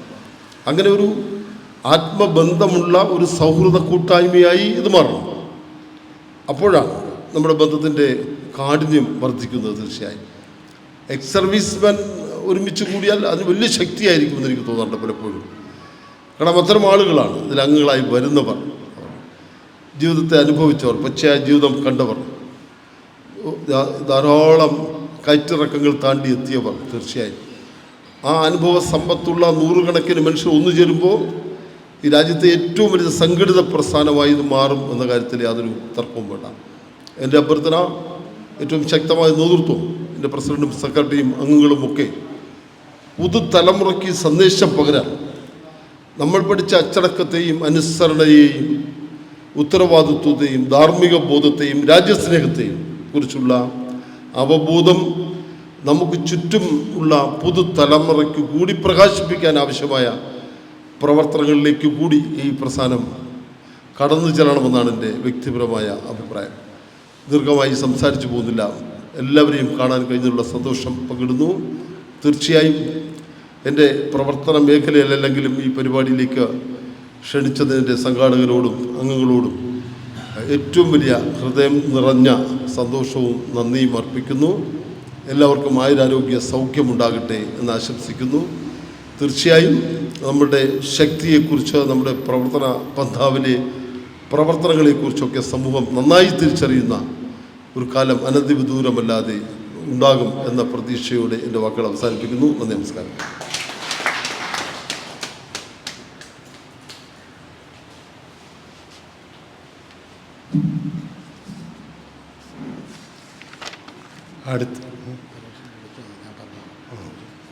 അടുത്തതായി നമ്മുടെ തിരുവനന്തപുരം ജില്ല താലൂക്ക് പ്രസിഡന്റ് പരമേശ്വരൻ സാർ ഇവിടെ എത്തിച്ചേർന്നിട്ടുണ്ട്. അദ്ദേഹം വേറെ ഒരു പരിപാടിയിലായതുകൊണ്ട് അല്പം ലേറ്റായിപ്പോയി. എങ്കിലും അദ്ദേഹം ഇവിടെ എത്തിയിട്ടുണ്ട്. അദ്ദേഹത്തിന് വളരെ ആദരപൂർവ്വം ഞാൻ വേദി തീർച്ചയായും.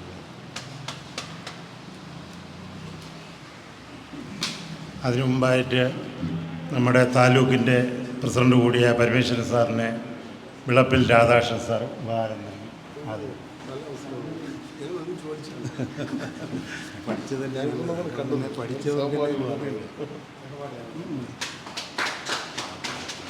അടുത്തതായി നമ്മളെ പ്രശസ്ത ചിത്രകാരൻ കാരക്കാണ്ടം വിജയകുമാർ സാറിനെ വിളപ്പിൽ രാധാകൃഷ്ണൻ സാർ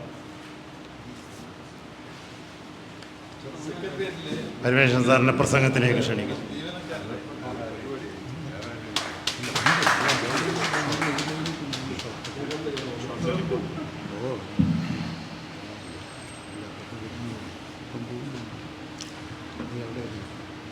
ബഹുമാനപ്പെട്ട അധ്യക്ഷൻ കരമം Raveendran sir,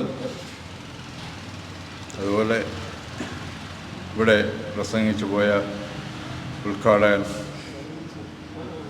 K Muraleedharan sir,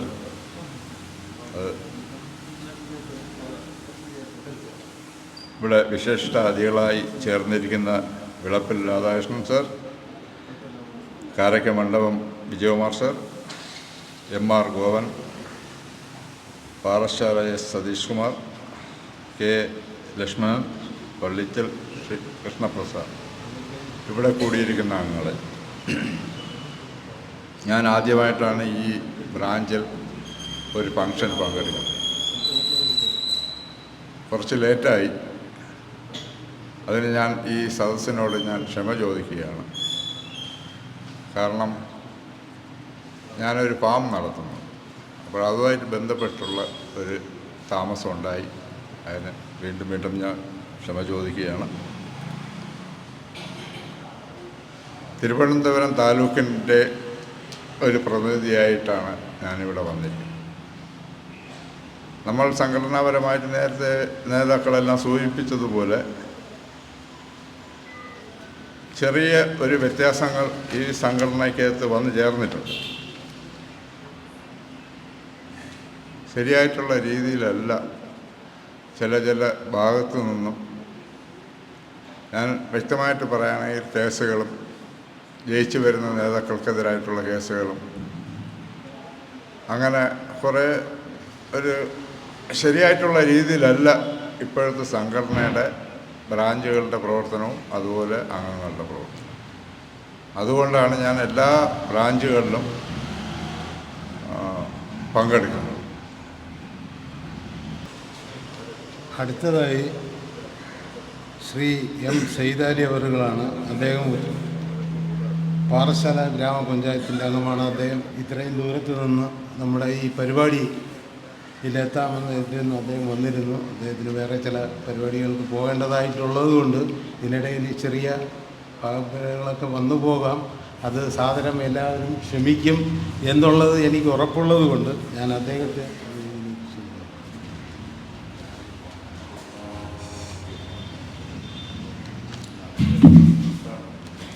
Kerala state ex service ലീഗിൻ്റെ 25ാം വാർഷികം ആഘോഷിക്കുന്ന പാപ്പനംകോട് ബ്രാഞ്ചിൻ്റെ ഈ സമ്മേളനത്തിൽ അധ്യക്ഷത വഹിക്കുന്ന ബഹുമാന്യനായ ശ്രീ കരുമൻ രവീന്ദ്രൻ സാർ, ഈ യോഗത്തിന് സ്വാഗതം പറഞ്ഞ, ഏൽപ്പിക്കുന്ന ചുമതലകൾ കൃത്യനിഷ്ഠയോടുകൂടി പ്രാവർത്തികമാക്കുന്ന ഒരു വ്യക്തിത്വത്തിനുടമയാണ് ഞാൻ അറിയുന്ന ശ്രീമാൻ ശാന്തിവിള പത്മകുമാർ. അദ്ദേഹം ഏൽക്കുന്ന കാര്യങ്ങളും ഏൽപ്പിക്കുന്ന ചുമതലകളും അർപ്പണബോധത്തോടുകൂടി 10-15 വർഷത്തിന് മുമ്പേ ചെയ്തു വരുന്ന ഈ യോഗത്തിൻ്റെ, ഈ പാപ്പനംകോട് ബ്രാഞ്ചിൻ്റെ സെക്രട്ടറി കൂടിയായ സ്വാഗത പ്രാസംഗികൻ ബഹുമാന്യനായ ശ്രീ ശാന്തിവിള പത്മകുമാർ അവർ, ഈ യോഗം ഔപചാരികമായി ഉദ്ഘാടന കർമ്മം നിർവഹിച്ച് കടന്നുപോയ നമ്മുടെ എല്ലാം അഭിമാനം കേരളത്തിൻ്റെ മുൻ മന്ത്രി, മുൻ KPCC പ്രസിഡന്റ്, മുൻ MP, ബഹുമുഖ പ്രതിഭയ്ക്ക് ഉടമയായ ശ്രീ കെ മുരളീധരൻ സാർ, ഇവിടെ മുഖ്യ അതിഥിയായി എത്തപ്പെട്ടിട്ടുള്ള ബഹുമാനപ്പെട്ട പ്രശസ്ത ചിത്രകാരൻ ശ്രീ കാരക്ക മണ്ഡപം വിജയകുമാർ അവർ, ഇവിടുന്ന് മുഖ്യ പ്രഭാഷകനായി എത്തി അത്യാവശ്യം കടന്നുപോയ ജില്ലാ പഞ്ചായത്തിൻ്റെ ക്ഷേമകാര്യ standing committee chairman Shri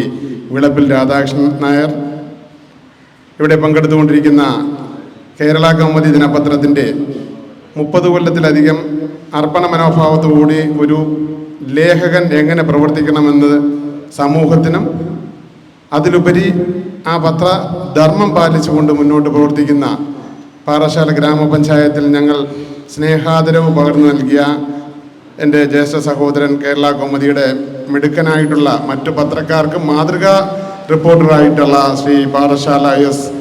Satheesh Kumar അവർ, ഇവിടെ പങ്കെടുത്തുകൊണ്ടിരിക്കുന്ന പ്രിയപ്പെട്ട എൻ്റെ സുഹൃത്ത് ആചാര്യ ഫിലിം സൊസൈറ്റിയുടെ പ്രസിഡന്റ് ശ്രീ കെ. ലക്ഷ്മണൻ അവർ, ഇവിടെ തൊട്ടു മുൻപേ പ്രസംഗിച്ച ബഹുമാന്യനായ ശ്രീ പരമേശ്വരൻ നായർ സാർ, ഇവിടെ പങ്കെടുത്തുകൊണ്ടിരിക്കുന്ന ബഹുമാനപ്പെട്ട ഗുരു കാരണവരെ, സഹോദരി സഹോദരന്മാർ, ഒരു സംഘടന രൂപീകരിക്കുകയും ആ സംഘടന മുന്നോട്ട് കൊണ്ടുപോവുകയും ചെയ്യുക എന്നുള്ളത് വളരെ ശ്രമകരമായ ഒരു കാലഘട്ടമാണ്. പരിപാടി ചെറുതാണെങ്കിലും ആ പരിപാടിയുടെ തുടക്കം മുതൽ ഒടുക്കം വരെ സംഘടിപ്പിക്കുമ്പോൾ ആ സംഘാടകർ അനുഭവിക്കുന്ന തിക്താനുഭവം എന്താണെന്നുള്ളത് ഒരു ഗ്രാമപഞ്ചായത്തിൻ്റെ മുൻ ആരോഗ്യ വിദ്യാഭ്യാസ സ്റ്റാൻഡിംഗ് കമ്മിറ്റി ചെയർമാൻ എന്നുള്ള നിലയ്ക്കും ഇപ്പോഴത്തെ ഗ്രാമപഞ്ചായത്ത് മെമ്പർ എന്നുള്ള നിലയ്ക്കും അതിലുപരി പാറശാല ഗ്രാമപഞ്ചായത്തിൽ ഇടിച്ചക്കപ്പിലാമുടുന്ന ചെറിയ വാർഡിൽ ധാരാളം വികസന പ്രവർത്തനങ്ങൾ, ക്ഷേമ പ്രവർത്തനങ്ങൾ, ആരോഗ്യ പ്രവർത്തനങ്ങൾ, നിയമാവബോധന പ്രവർത്തനങ്ങൾ, കാരുണ്യ പ്രവർത്തനങ്ങൾ, കുടുംബക്ഷേമ പ്രവർത്തനങ്ങൾ, ശിശുക്ഷേമ പ്രവർത്തനങ്ങളൊക്കെ നടത്തി വരുന്ന എന്നെപ്പോലുള്ളവർക്ക് നിങ്ങളുടെ ഈ ഒത്തൊരുമിക്കൽ കാണുമ്പോൾ വളരെ സന്തോഷമാണ് തോന്നുന്നത്. ആദരണീയനായ ഉദ്ഘാടകൻ ഇവിടെ സൂചിപ്പിച്ചതുപോലെ ജീവൻ മറന്നും അതുപോലെ തന്നെ കുടുംബം മറന്നും കുഞ്ഞുങ്ങളെ മറന്നും 120ഓളം കോടി ജനങ്ങൾക്ക് വേണ്ടി കാവൽ നിന്ന കാവൽ മാലാഖ എന്ന് നമ്മൾ വിളക്കേന്തിയ മാലാഖ എന്ന് നേഴ്സുമാരെ പറയും പോലെ കാവൽ മാലാഖന്മാരാണ് നിങ്ങൾ. രാജ്യത്തിനായി ഞങ്ങൾ ഉറങ്ങണമെങ്കിൽ നിങ്ങൾ ഉണർന്നിരുന്നു. നിങ്ങൾ ഉണർന്നിരിക്കുന്നത് കൊണ്ടാണ്, നിങ്ങൾ ഉണർന്നിരുന്ന് പ്രവർത്തിച്ചത് കൊണ്ടാണ് ഞങ്ങൾ സുഖമായി കിടന്നുറങ്ങുന്നത്. ഇപ്പോഴതുപോലെ തന്നെ മിലിറ്ററി മേഖലകളിലുള്ളവർ ഉണർന്നിരിക്കുന്നത് കൊണ്ടാണ് നമ്മളെല്ലാവരും ഉറങ്ങുന്നത്. അപ്പോൾ ഞങ്ങളെ ഉറക്കാൻ നിങ്ങൾ ഉണർന്നു നിൽക്കുന്ന നിങ്ങളുടെ അർപ്പണമനോഭാവമായ പ്രവർത്തനം, ഈ നിങ്ങളുടെ വിമുക്ത ഭടന്മാരാകുന്നതിന് മുമ്പുള്ള നിങ്ങളുടെ സേവനം, ഇതെല്ലാം എന്നും സ്മരണീയമാണ്. വീണ്ടും നിങ്ങൾ ഊർജ്ജസ്വലതയോടുകൂടി ഇതിൽ ഒതുങ്ങാതെ ഈ സംഘടനാ പ്രവർത്തനവുമായി ബന്ധപ്പെട്ട് സാമൂഹ്യ മേഖലകളിൽ, അതുപോലെ തന്നെ സാംസ്കാരിക മേഖലകളിൽ, അതുപോലെ തന്നെ മറ്റ് ക്ഷേമ മേഖലകളിൽ കൂടി നിങ്ങളുടെ പ്രവർത്തനങ്ങൾ ഊർജിതമായി മുന്നോട്ട് വരണമെന്ന് എൻ്റെ ഗുരു കാരണവരായിട്ടുള്ള ബഹുമാന്യരോട് സ്നേഹപൂർവ്വം ആവശ്യപ്പെട്ടുകൊണ്ട് ഒരു എളിയ ഒരു ജനപ്രതിനിധി എന്നുള്ള നിലയ്ക്ക് എന്നെ ഇവിടെ ക്ഷണിക്കുകയും ഒരു ആദരവ് നൽകുകയും ചെയ്ത നിങ്ങൾക്ക് ഏവർക്കും എൻ്റെ ഹൃദയത്തിൻ്റെ ഭാഷയിലുള്ള നന്ദി അർപ്പിച്ചുകൊണ്ട് നിർത്തുന്നു. നന്ദി, നമസ്കാരം.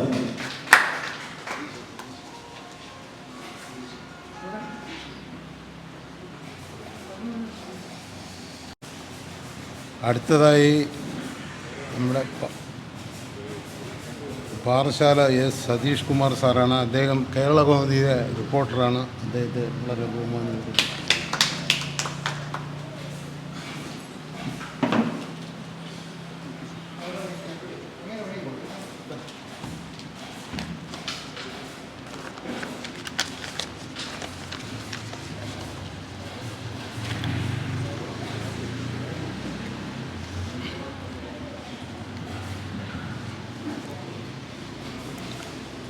ബഹുമാനപ്പെട്ട അധ്യക്ഷൻ,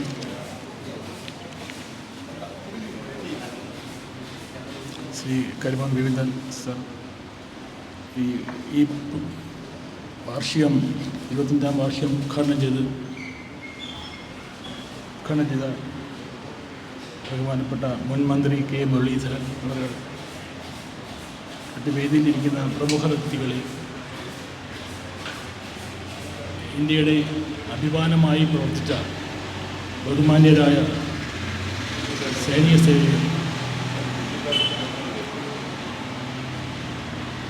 ഈ മംഗളമുഹൂർത്തത്തിൽ 25ാം വാർഷികം ആഘോഷിക്കുന്ന വേളയിൽ എന്നെ ഈ ചടങ്ങിൽ പങ്കെടുപ്പിക്കാൻ നിങ്ങൾ കാണിച്ച ആഗ്രഹത്തിന് ഞാൻ ആദ്യമേ നന്ദി പറയുന്നു. സ്വന്തം ജീവൻ ബലിയേൽപ്പിച്ചും ഇന്ത്യയുടെ യശസ് ഉയർത്തുന്നതിന് അങ്ങേയറ്റം പ്രവർത്തിച്ച് വിരമിച്ചവരാണ് നിങ്ങൾ. നിങ്ങളുടെ എല്ലാം എത്ര തന്നെ നമിച്ചാലും നമുക്ക് മതിവരില്ല. അത്രത്തോളം ത്യാഗ മനോഭാവത്തോടാണ് നിങ്ങൾ പ്രവർത്തിച്ചത്. അതിനുശേഷം വിരമിച്ചതിനെ തുടർന്ന് നിങ്ങളുടെ വിമുക്ത ഭടന്മാരുടെ സംഘടന ഇവിടെ പ്രവർത്തിച്ചു വരികയാണല്ലോ. അതിൻ്റെ 25ാം വാർഷികമാണ് ഇവിടെ ആഘോഷിക്കുന്നത്.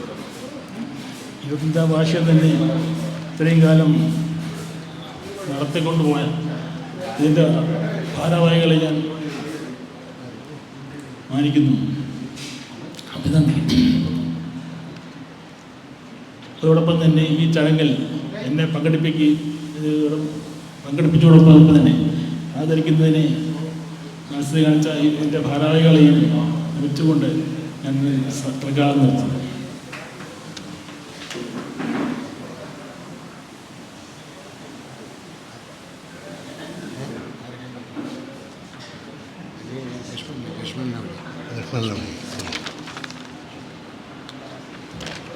അടുത്തതായി ശ്രീ ലക്ഷ്മണ സാർ അവറുകളാണ്.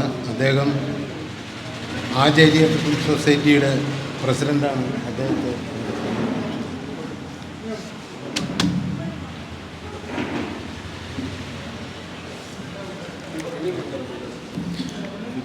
എല്ലാവർക്കും എൻ്റെ നമസ്കാരം.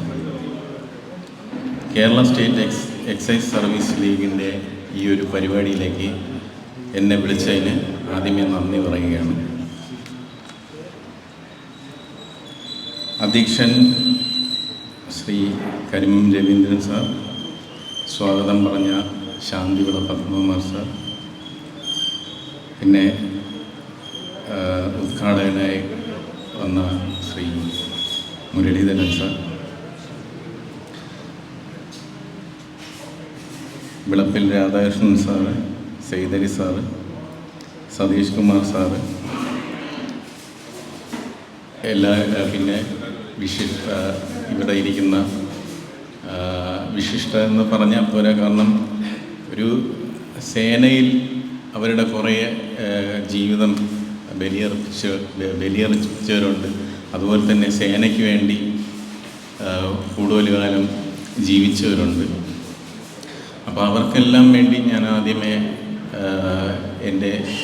ഞാൻ ഒരു നന്ദി പറയുകയാണ്. കാരണം നമ്മുടെ ഇന്നത്തെ തലമുറയെക്കുറിച്ച് പറയുമ്പോൾ ആർക്കും അറിയത്തില്ല എന്താണ് ഒരു സൈനികൻ അല്ലെങ്കിൽ എന്താണ് സൈന്യം.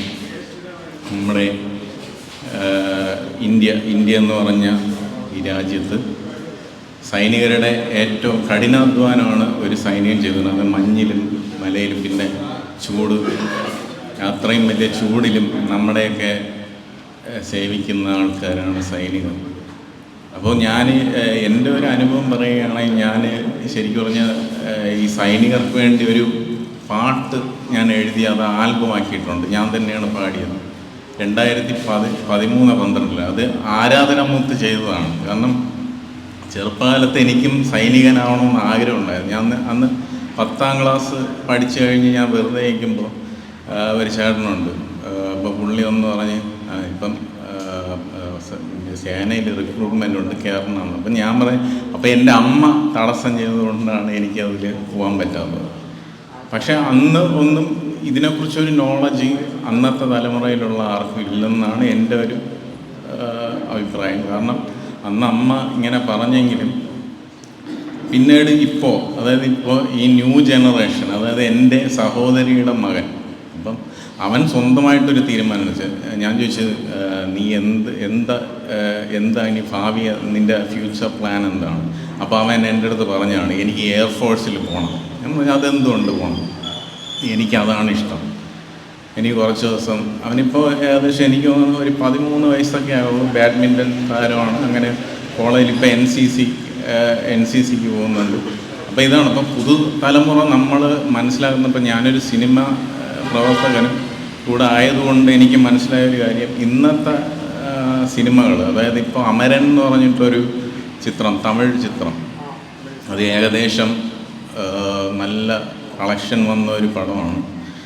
അത് ഒരു സൈനികൻ്റെ സ്വന്തം ജീവിതത്തെക്കുറിച്ച് പറഞ്ഞിരിക്കുന്ന ഒരു ചിത്രമാണ്. അപ്പോൾ ആ ചിത്രത്തിൽ തന്നെ ആ സൈനികൻ്റെ കുടുംബം, പിന്നെ അവരെന്തായി എന്നൊക്കെ പറയുന്ന ഒരു ചിത്രമാണ്. അപ്പോൾ അതുപോലെ ഇനിയും പല ചിത്രങ്ങൾ വന്ന് സമൂഹത്തിൽ ഉള്ള ഇപ്പോഴത്തെ നമ്മുടെ തലമുറ, നിങ്ങൾക്കറിയാം, ഇന്ന് മാരകമായ MDA പോലുള്ള ലഹരി പദാർത്ഥങ്ങൾ ഉപയോഗിക്കുന്നവരാണ്. അപ്പോൾ ഇതിനെല്ലാം ഒരു എന്താ പറയുക, ഇപ്പോൾ എൻ്റെ നാട്ടിൽ തന്നെ ഒരു സാറുണ്ട്. പുള്ളി റിട്ടയേർഡ് പട്ടാളക്കാരനാണ്. അപ്പോൾ പുള്ളിയുടെ ക്യാപ്റ്റൻസ് അക്കാഡമി എന്ന് പറഞ്ഞിട്ട് ഒരു അക്കാഡമി നടത്തുന്നു. അപ്പോൾ ആ പുള്ളിയിൽ നിന്ന് എനിക്ക് കുറച്ച് കാര്യങ്ങൾ മനസ്സിലാക്കാൻ പറ്റി. പുള്ളിയുടെ ജീവിതത്തിൽ പോയിട്ട് പുള്ളി പട്ടാളത്തിൽ വേണ്ടി കുറച്ച് കാലം പ്രവർത്തിച്ചു. പക്ഷേ ജീവിതത്തിൽ പുള്ളി ഒറ്റയ്ക്കായിപ്പോയതുപോലെയാണ് ഇപ്പം ജീവിക്കുന്നത്. അപ്പം അങ്ങനെയൊക്കെ ജീവിതത്തിൽ പലർക്കും പല അനുഭവങ്ങളാണ്. പട്ടാളക്കാരുടെ അനുഭവങ്ങൾ പറഞ്ഞാൽ പലതാണ്. അപ്പോൾ ഇങ്ങനെ ഒരു അസോസിയേഷൻ രൂപീകരിച്ചതിൽ ഈ അസോസിയേഷൻ്റെ ഫ്യൂച്ചറിൽ ഇപ്പം നിങ്ങളതുപോലെ പുതുതലമുറയ്ക്ക് വേണ്ടിയിട്ട് പ്രോഗ്രാംസ്, അതായത് ഇതിനെക്കുറിച്ചുള്ള അവയർനെസ്, എന്താണ് പട്ടാളം, എന്താണ് അതിനെക്കുറിച്ചിട്ടുള്ള എന്തുകൊണ്ട് പട്ടാളത്തിലൊന്ന് ഓരോരുത്തരുടെ എക്സ്പീരിയൻസ് ഇതുപോലെ കുട്ടികളെ ഏകീകരിച്ച് അങ്ങനെ ചെയ്ത് കഴിയുമ്പോൾ നമുക്കറിയാം പട്ടാളത്തിൽ ഇപ്പം നമ്മളൊരു കുട്ടികളോട് ചോദിക്കുമ്പോൾ നിനക്ക് എന്താവണം, അവർ പറയുന്നത് എനിക്ക് ഡോക്ടർ, എഞ്ചിനീയർ, അങ്ങനെയാണ്. ആരും പട്ടാളക്കാരനാവണമെന്ന് പറയത്തില്ല. പക്ഷെ നമ്മൾ നേരെ മറിച്ച് ഇപ്പോൾ പഞ്ചാബിലൊക്കെ ആണെങ്കിൽ അവരുടെ കുടുംബത്തിൽ വരുന്ന കുട്ടികളെ അവർ പഠിപ്പിച്ചുകൊണ്ട് നീ പട്ടാളം ആവണമെന്നാണ് പറയുന്നത്. അപ്പം ഇങ്ങനെയാണ് വരുന്നത്. അപ്പോൾ നമ്മൾ അവയർനെസ്, കുട്ടികൾക്ക് അവയർനെസ് കൊടുത്താൽ മാത്രമേ നാളെ ഒരു പുതുതലമുറ പട്ടാളത്തിലോട്ട് പോകാനായിരിക്കുള്ളൂ. അപ്പോൾ അതുപോലെ ഇപ്പം ഞാൻ തന്നെ ഇപ്പോൾ സിനിമാ മേഖലയിൽ വന്നു. പക്ഷേ സിനിമാ മേഖലയിൽ ഇപ്പം പല സിനിമകൾ, കീർത്തി ചക്ര അതുപോലത്തെ പല സിനിമകൾ, അതൊക്കെ ഒരു പ്രചോദനമാണ്. ഇപ്പം നിങ്ങളുടെ ഓരോ ലൈഫിലും ഇപ്പം ഇവിടെ ഇരിക്കുന്ന പട്ടാളത്തിൽ പോയൊന്ന് ഓരോരുത്തരുടെ ജീവിതത്തിലും ഓരോ കഥകളുണ്ട്. ആ കഥകൾ നമുക്ക് വേണമെങ്കിൽ ചെറിയ സിനിമയാക്കി മാറ്റിക്കഴിഞ്ഞാൽ തന്നെ അതിൽ പല കാര്യങ്ങളും ജനങ്ങൾ, ഇന്നത്തെ യുവതലമുറയ്ക്ക് അറിയാൻ പറ്റുന്നതായി. അവർക്ക് അത് മനസ്സിലാക്കി കൊടുക്കുക എന്താണ് പട്ടാളം. അപ്പോൾ പട്ടാളക്കാർക്ക് എൻ്റെ മനസ്സിലൊരു പ്രത്യേക സ്ഥാനമുണ്ട്. അതുകൊണ്ട് തന്നെ എന്നെ ഈ പരിപാടിയിൽ വിളിച്ച പത്മകുമാർ സാറിന് എൻ്റെ നന്ദി. പിന്നെ ഇത്രയും നേരം ഞാൻ സംസാരിക്കുന്നത് കേട്ടത് തെറ്റാണോ ശരിയാണോ എന്ന് എനിക്കറിയത്തില്ല. എനിക്ക് അറിവുള്ളതുപോലെ ഞാൻ പറഞ്ഞു. അപ്പോൾ ഇപ്പം ഞാൻ എൻ്റെ പുതിയൊരു കവിതയും രചിച്ചു കഴിഞ്ഞ് അതിനിപ്പോൾ ഉടനെ റിലീസാവും. സൈന്യം എന്നാണ് കവിതയുടെ പേര്. അപ്പോൾ അതിൻ്റെ ഒരു പണിപ്പുരയിലാണ്. അപ്പോൾ എന്തായാലും എല്ലാവർക്കും നല്ലൊരു happy new year and happy Christmas ആശംസിക്കുന്നു.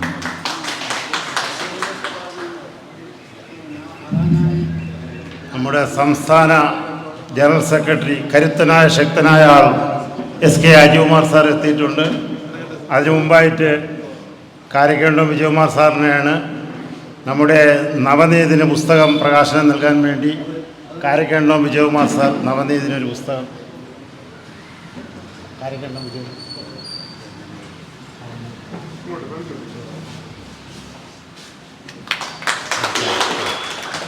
ഒരു പുസ്തകം സംസ്ഥാന ജനറൽ സെക്രട്ടറി SK അജികുമാറിന് കാരക്കണ്ടം വിജയകുമാർ സാർ.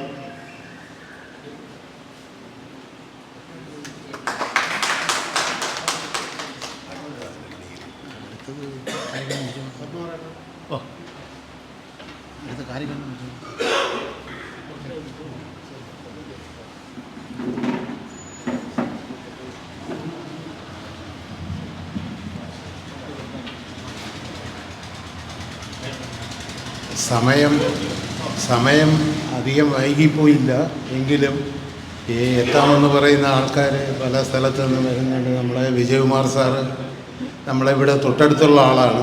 എക്സ് സർവീസിൻ്റെ ഏത് പരിപാടി ഉണ്ടെങ്കിലും വണ്ടിയിൽ ഇങ്ങനെ പോകുന്ന വഴിയിൽ ഞങ്ങൾ കൈയാടിച്ച് നിർത്തിക്കഴിഞ്ഞാൽ എക്സ് സർവീസ് എന്ന് പറഞ്ഞു കഴിഞ്ഞാൽ അദ്ദേഹം ഓടി ഇവിടെ വരുന്നതാണ്. പക്ഷേ ഇന്ന് ചില സാങ്കേതിക തടസ്സങ്ങളാൽ പുള്ളി ഇവിടെ എത്താൻ താമസിച്ചു പോയി. അതുകൊണ്ട് അദ്ദേഹത്തിനെ ഞാൻ ക്ഷണിക്കുകയാണ്.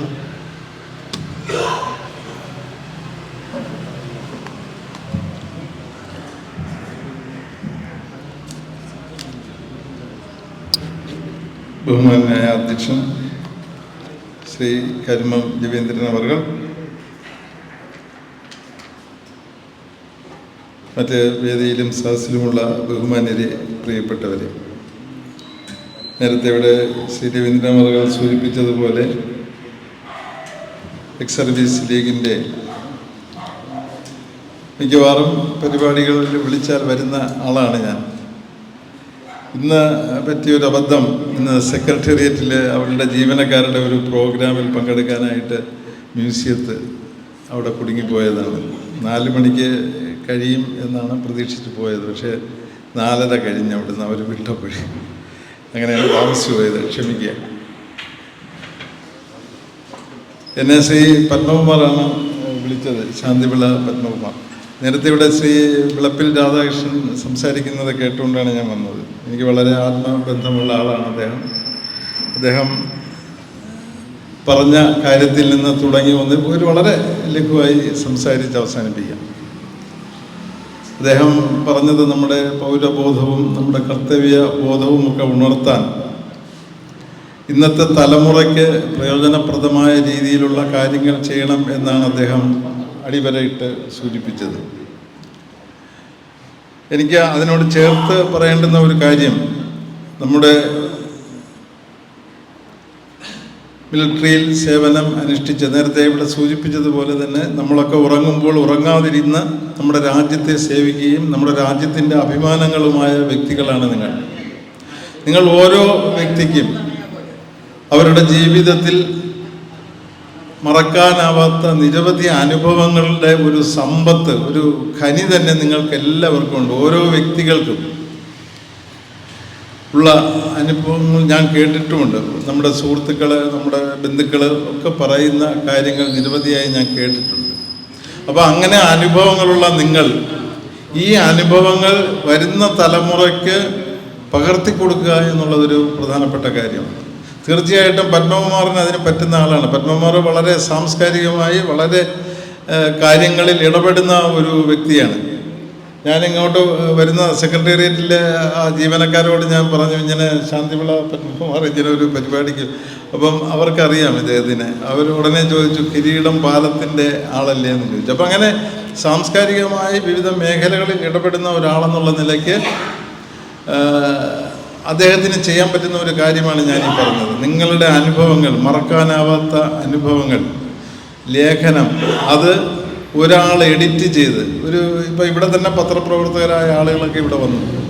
അപ്പോൾ അവരെ കൊണ്ട് ഇത് എഡിറ്റ് ചെയ്യിപ്പിച്ച് നിങ്ങളുടെ അനുഭവങ്ങൾ നിങ്ങൾക്കറിയുന്ന ഭാഷയിൽ അത് എഴുതിയാൽ അത് എഡിറ്റ് ചെയ്തൊരു പുസ്തകമാക്കി നമ്മുടെ വരുന്ന തലമുറകൾക്ക്, അല്ലെങ്കിൽ നമ്മുടെ തന്നെ വീട്ടിലുള്ള കുട്ടികൾക്ക്, അല്ലെങ്കിൽ വരുന്ന യുവജനങ്ങൾക്ക് ഒക്കെ അത് ഉപകാരപ്പെടും എന്നെനിക്ക് തോന്നുന്നു.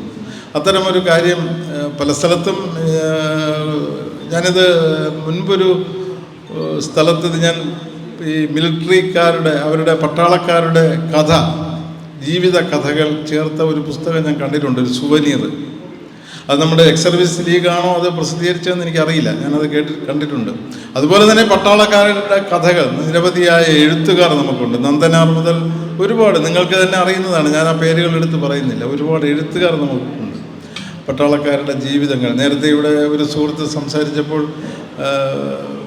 ഒരു സിനിമയുടെ, തമിഴ് സിനിമ, ഞാനും ആ സിനിമ കണ്ടതാണ്, പട്ടാളക്കാരൻ്റെ ജീവിതം പറയുന്ന ഒരു തമിഴ് സിനിമ ഉണ്ടായിരുന്നു.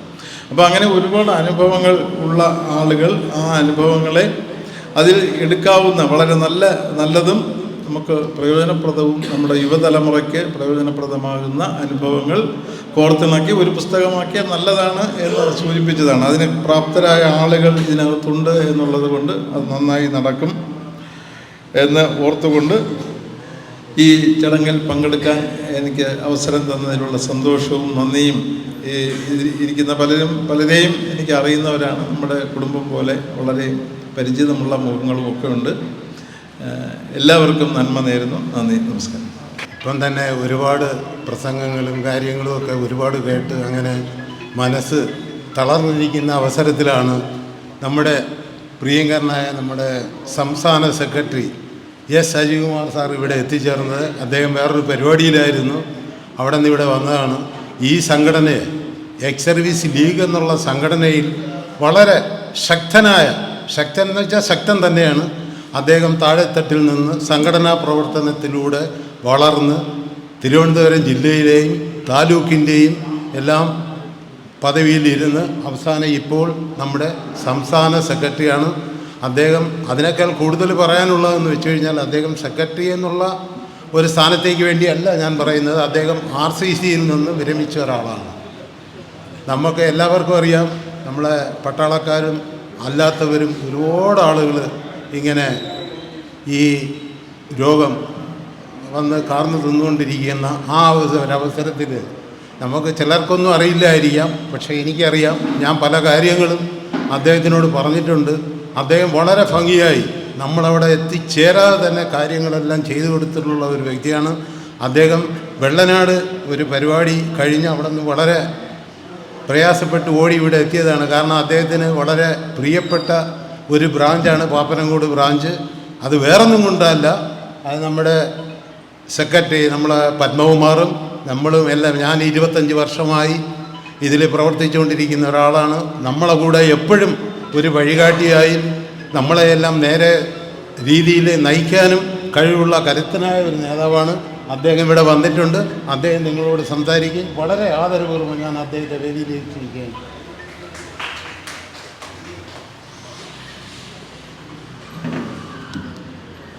ഏറെ ബഹുമാനപ്പെട്ട നമ്മുടെ ബ്രാഞ്ച് പ്രസിഡൻറ്റും എൻ്റെ ജ്യേഷ്ഠ സഹോദരനും കൂടിയായ ശ്രീ കരുമം രവീന്ദ്രൻ സാർ,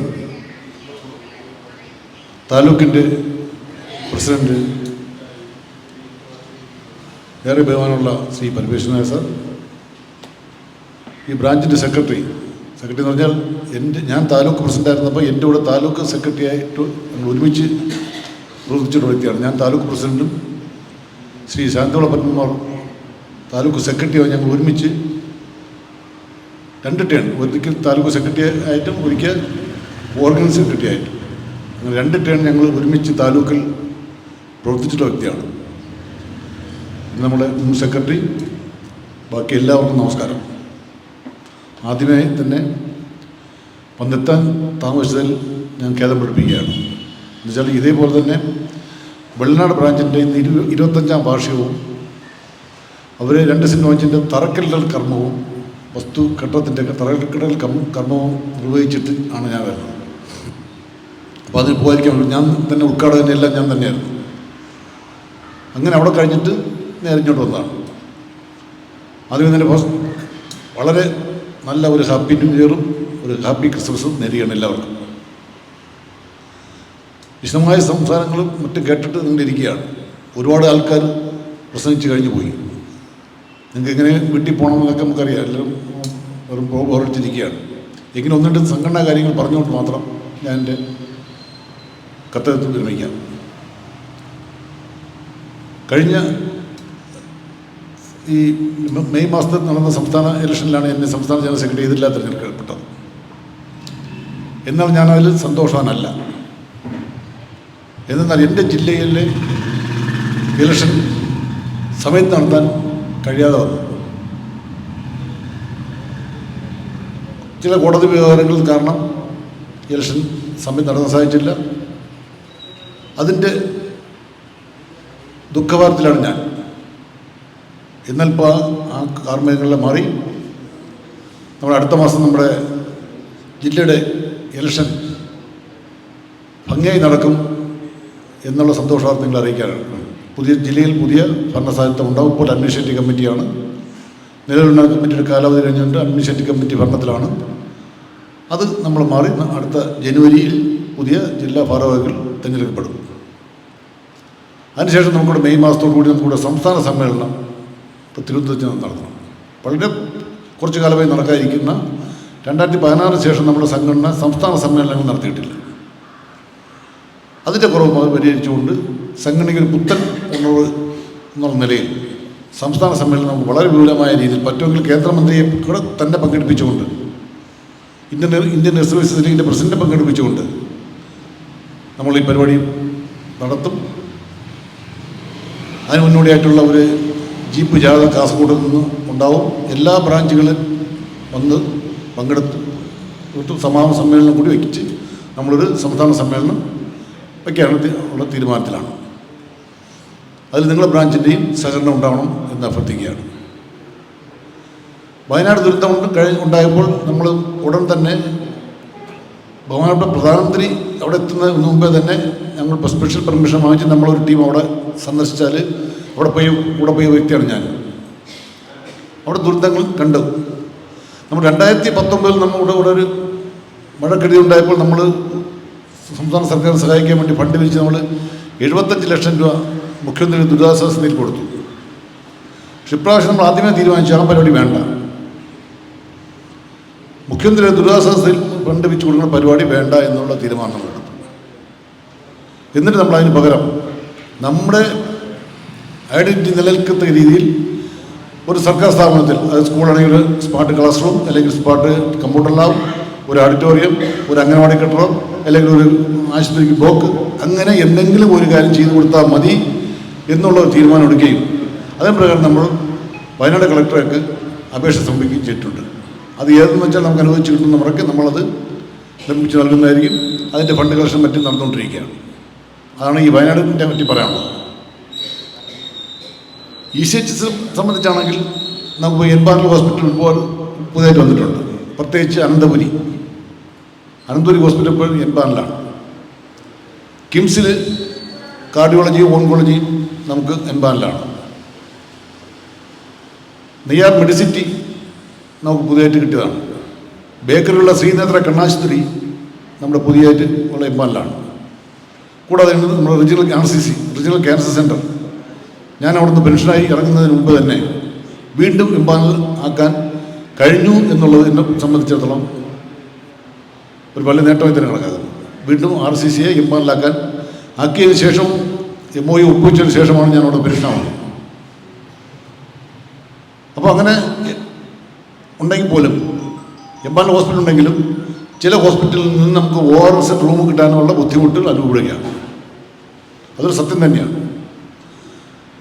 1-2 ഹോസ്പിറ്റൽ വരെ പ്രശ്നങ്ങളൊന്നുമില്ല. ഒന്ന് നമ്മളെ നിംസ് ബാലാവിൻ്റെ നിംസ് ഒരു പ്രശ്നമില്ല. അവിടെ റൂമിന് പ്രശ്നമില്ല. പേഷ്യൻ്റെ ബൈസ്റ്റാൻഡറിന് ആഹാരം ഉൾപ്പെടെ കൊടുക്കുന്നുണ്ട്. അവിടെ പ്രശ്നമൊന്നുമില്ല. നല്ല ഹോസ്പിറ്റൽ, നല്ല ഡീലിങ്ങാണ്. SK ഇപ്പോൾ അവർ അഹങ്കാരം കുറച്ചിട്ടുണ്ട്. SK എന്നാളത്തെ പ്രശ്നത്തിന് ശേഷം. പക്ഷെ ഇപ്പോഴും ഗോകുലത്ത് വീണ്ടും പ്രശ്നങ്ങളുണ്ട്. ഗോകുലം പിടിക്കുമ്പോൾ കുറച്ച് പ്രശ്നങ്ങളുണ്ട്. അത് നമ്മൾ അതിൻ്റെ MD ആയിട്ടൊക്കെ നമ്മൾ വീണ്ടും സംസാരിക്കുന്നതായിരിക്കും. ഇതിന് വേണ്ടി ഈ റൂമിൻ്റെ വേർതിരിവിന് ഓറിൽ മറ്റേ JCS എന്നുള്ള അതിനെതിരെയാണ് നമ്മൾ സംസ്ഥാന കമ്മിറ്റി ശക്തമായ തീരുമാനമെടുത്ത് നമ്മൾ ഹൈക്കോടതിയിൽ റിട്ട് ഹർജി ഫയൽ ചെയ്തിട്ടുള്ളത്. അതിന് 2 വിചാരണ കഴിഞ്ഞു. കേന്ദ്ര ഗവൺമെൻറ്റും ECHS MDക്ക് ഉൾപ്പെടെ ഒരു ഹൈക്കോടതി നോട്ടീസ് അയച്ചിട്ടുണ്ട്. അതിൻ്റെ വാദം കേൾക്കും. 5-6 മാസത്തിനുള്ളിൽ തന്നെ അല്ലെങ്കിൽ 1 വർഷത്തിനുള്ളിൽ അതിൻ്റെ ഒരു ഹൈക്കോടതിയിൽ നിന്ന് ഉള്ള വിധി, നമ്മൾ അനുകൂല വിധി നമ്മൾ സംഭവിച്ചെടുക്കും. വളരെ ശക്തമായി തന്നെ ഈ രോഗം എല്ലാവർക്കും ഒരുപോലെയാണ്. അത് ഓഫീസറൊന്നും ഓറൊന്നും JCS ഒന്നുമില്ല. അത് ഈ വകതിന് പാടില്ല എന്ന് കാണിച്ച് ഉള്ള നമ്മളാണ് ഹൈക്കോടതിയിൽ നമ്മൾ റിട്ട് ഹർജി ഫയൽ ചെയ്തിട്ടുള്ളത്. ഞാൻ തന്നെയാണ് ഫയൽ ചെയ്തത്. അപ്പോൾ അതിൻ്റെ ആ രീതിയിൽ പോകുന്നുണ്ട് കാര്യങ്ങൾ. ഗ്രോസറിക്കും CSTക്കാരും ഗ്രോസറിക്കും ലിക്വറിനും കുറച്ച് പ്രശ്നങ്ങളുണ്ടായി. 1-2 മാസം അഡ്വാൻസ് കൊടുക്കാത്തുള്ള അവസ്ഥ ഉണ്ടായിരുന്നു. അതിൽ നമ്മൾ സ്റ്റേഷൻ കമ്പാർട്ട് ഉൾപ്പെടെ CST ഉൾപ്പെടെ നമ്മൾ ശക്തമായി ഇടപെട്ടിട്ടുണ്ട്. അതിനൊപ്പം വീണ്ടും അഡ്വാൻസ് ലിക്വർ ഉൾപ്പെടെ കൊടുക്കാനുള്ള തീരുമാനമായിട്ട് കൊടുത്തു തുടങ്ങി. നമ്മുടെ സംഘടന കേരള സ്റ്റേറ്റ് സർവീസ് ലീഗ് ഇപ്പോൾ അപ്പൻ സാർ ഉൾപ്പെടെ ഞങ്ങൾ എത്ര സമരം ചെയ്തിട്ടുള്ളത്. ഞാൻ താലൂക്ക് പ്രസിഡന്റ് സെക്രട്ടറി ആയിരുന്ന സമയത്താണ് നമ്മൾ ആ സമയത്താണ് നമ്മൾ സെക്രട്ടറിൻ്റെ ഇടയിൽ നിരാകരണ സത്യാഗ്രഹം കിടന്ന് അന്നത്തെ മന്ത്രി KT ജലീലിനെ കൊണ്ട് നമ്മൾ ഓർഡർ വാങ്ങിക്കുന്ന വീട്ടുകാരത്തിൻ്റെ അത് നമ്മൾ തിരുവനന്തപുരം താലൂക്കിൻ്റെ ആണ് ചെയ്തെങ്കിലും തിരുവനന്തപുരം താലൂക്കാർക്ക് വേണ്ടി മാത്രമല്ല മൊത്തം സംസ്ഥാനത്തുള്ള വിമുക്തമാർക്ക് വേണ്ടിയാണ് അതിന് ആനുകൂല്യങ്ങൾ പറ്റിക്കൊണ്ടിരിക്കുന്നത്. അത് നമ്മൾ ചെയ്ത സമരമാണ്. നിരാഹാര സമരം സെക്രട്ടേറിയറ്റിൽ ആരും കിടന്നിട്ടില്ല. ഇതിനു മുമ്പ് ഒരു പട്ടാളക്കാരൻ കിടന്നിട്ടില്ല. നമ്മൾ നേടിയെടുത്തില്ലേ? ORP കൊണ്ട് നമ്മൾ കേരള എക്സ്പ്രസ് തടഞ്ഞിട്ടില്ല. ഇവിടെ കേരളത്തിൽ 250 പേർക്ക് കേസായി കൊല്ലം റെയിൽവേ കോടതിയിൽ.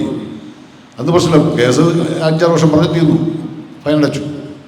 പക്ഷെ നമ്മൾ നേടിയെടുത്തില്ലേ? ഇപ്പം നമ്മൾ നിരന്തരം സമരം ചെയ്ത് രാജ്ഭവനിലുള്ള രാപ്പാട് സമരം കിടന്നില്ലേ? ഡൽഹിയിൽ നമ്മൾ സമരം നടത്തിയില്ലേ? വിമുക്തന്മാരുടെ അവകാശങ്ങൾക്ക് വേണ്ടി പോരാടുന്ന ഒരേ ഒരു സംഘടന കേരള SRC ലീഗ് മാത്രമല്ലേ ഉള്ളൂ. കേരളത്തിൽ കേരള സ്റ്റേറ്റ് SRC ലീഗും ഇന്ത്യയിൽ ഇന്ത്യൻ SRC ലീഗും. മറ്റ് കേരള സംഘടന ഒരുപാടുണ്ടല്ലോ. ഇപ്പോൾ ജാതിയുടെയും മതത്തിൻ്റെയും ദൈവങ്ങളുടെയും പേരിൽ സംഘടന, രാഷ്ട്രീയ പാർട്ടികളുടെ പേരിൽ സംഘടന, കുറേ വാട്സപ്പ് സംഘടന. ഏത് സമരം ചെയ്തിട്ടുള്ളത്?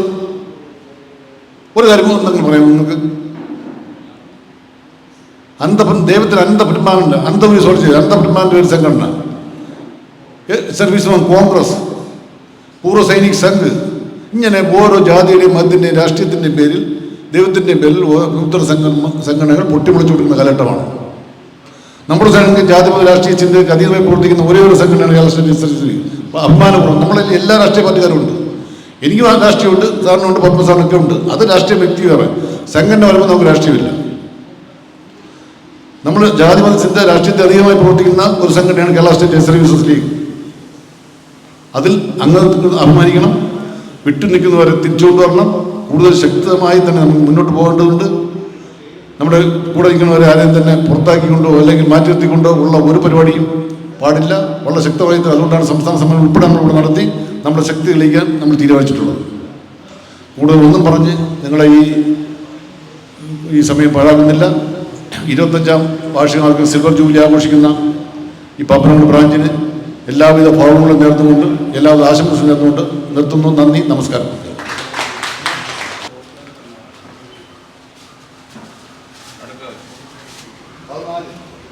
നമ്പർ 14 സുരേന്ദ്രൻ പോയി.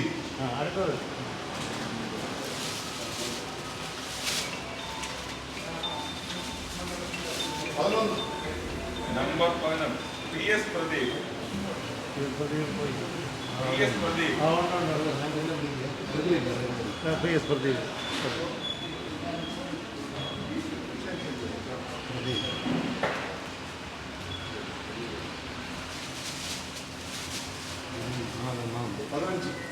നമ്പർ 15 ഗിരിജ.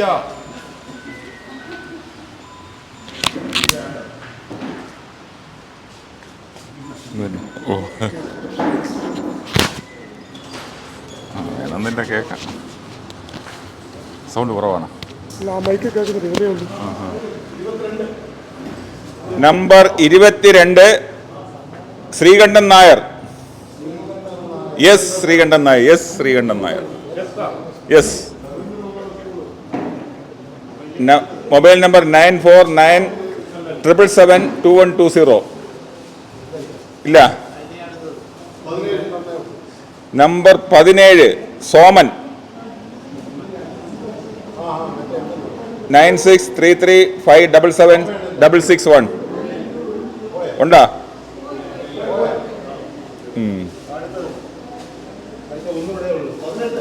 നമ്പർ 18 സുമ പത്മകുമാർ.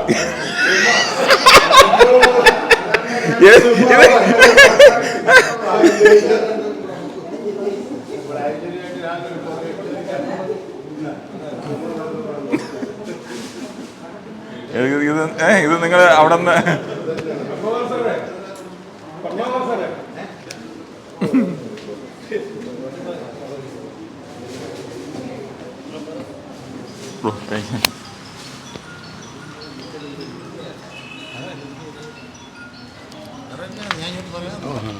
അടുത്തതായി കൃതജ്ഞതയാണ്.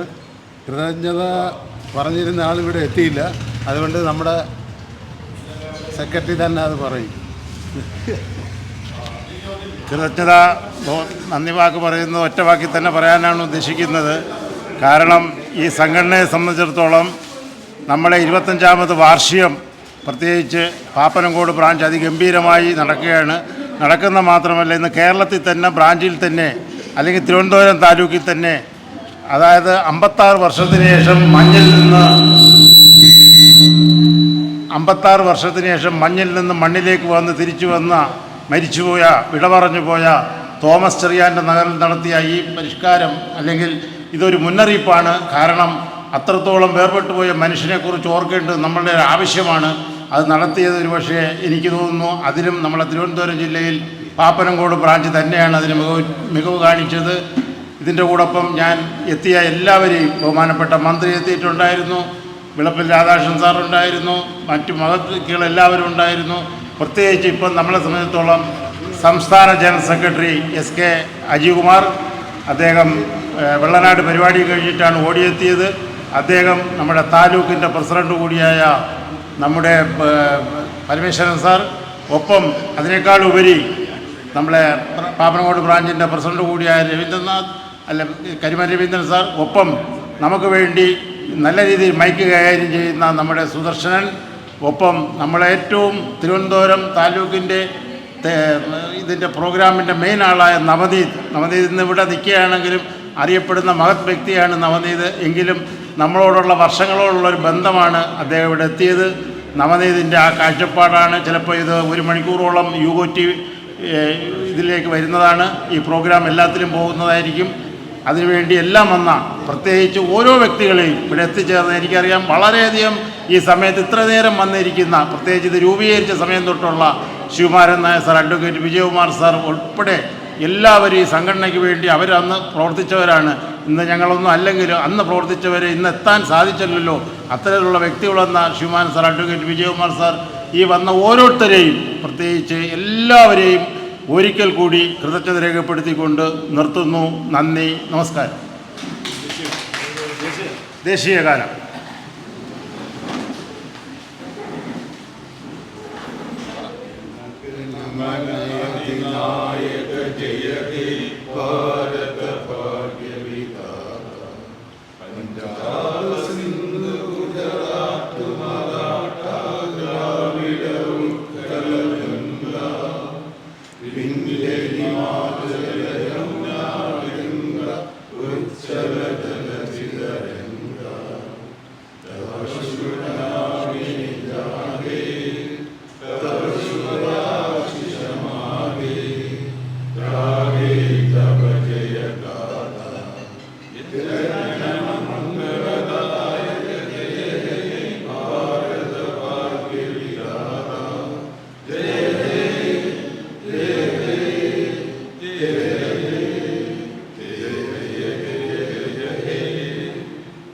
एक्सर्स लीग की भारत माता की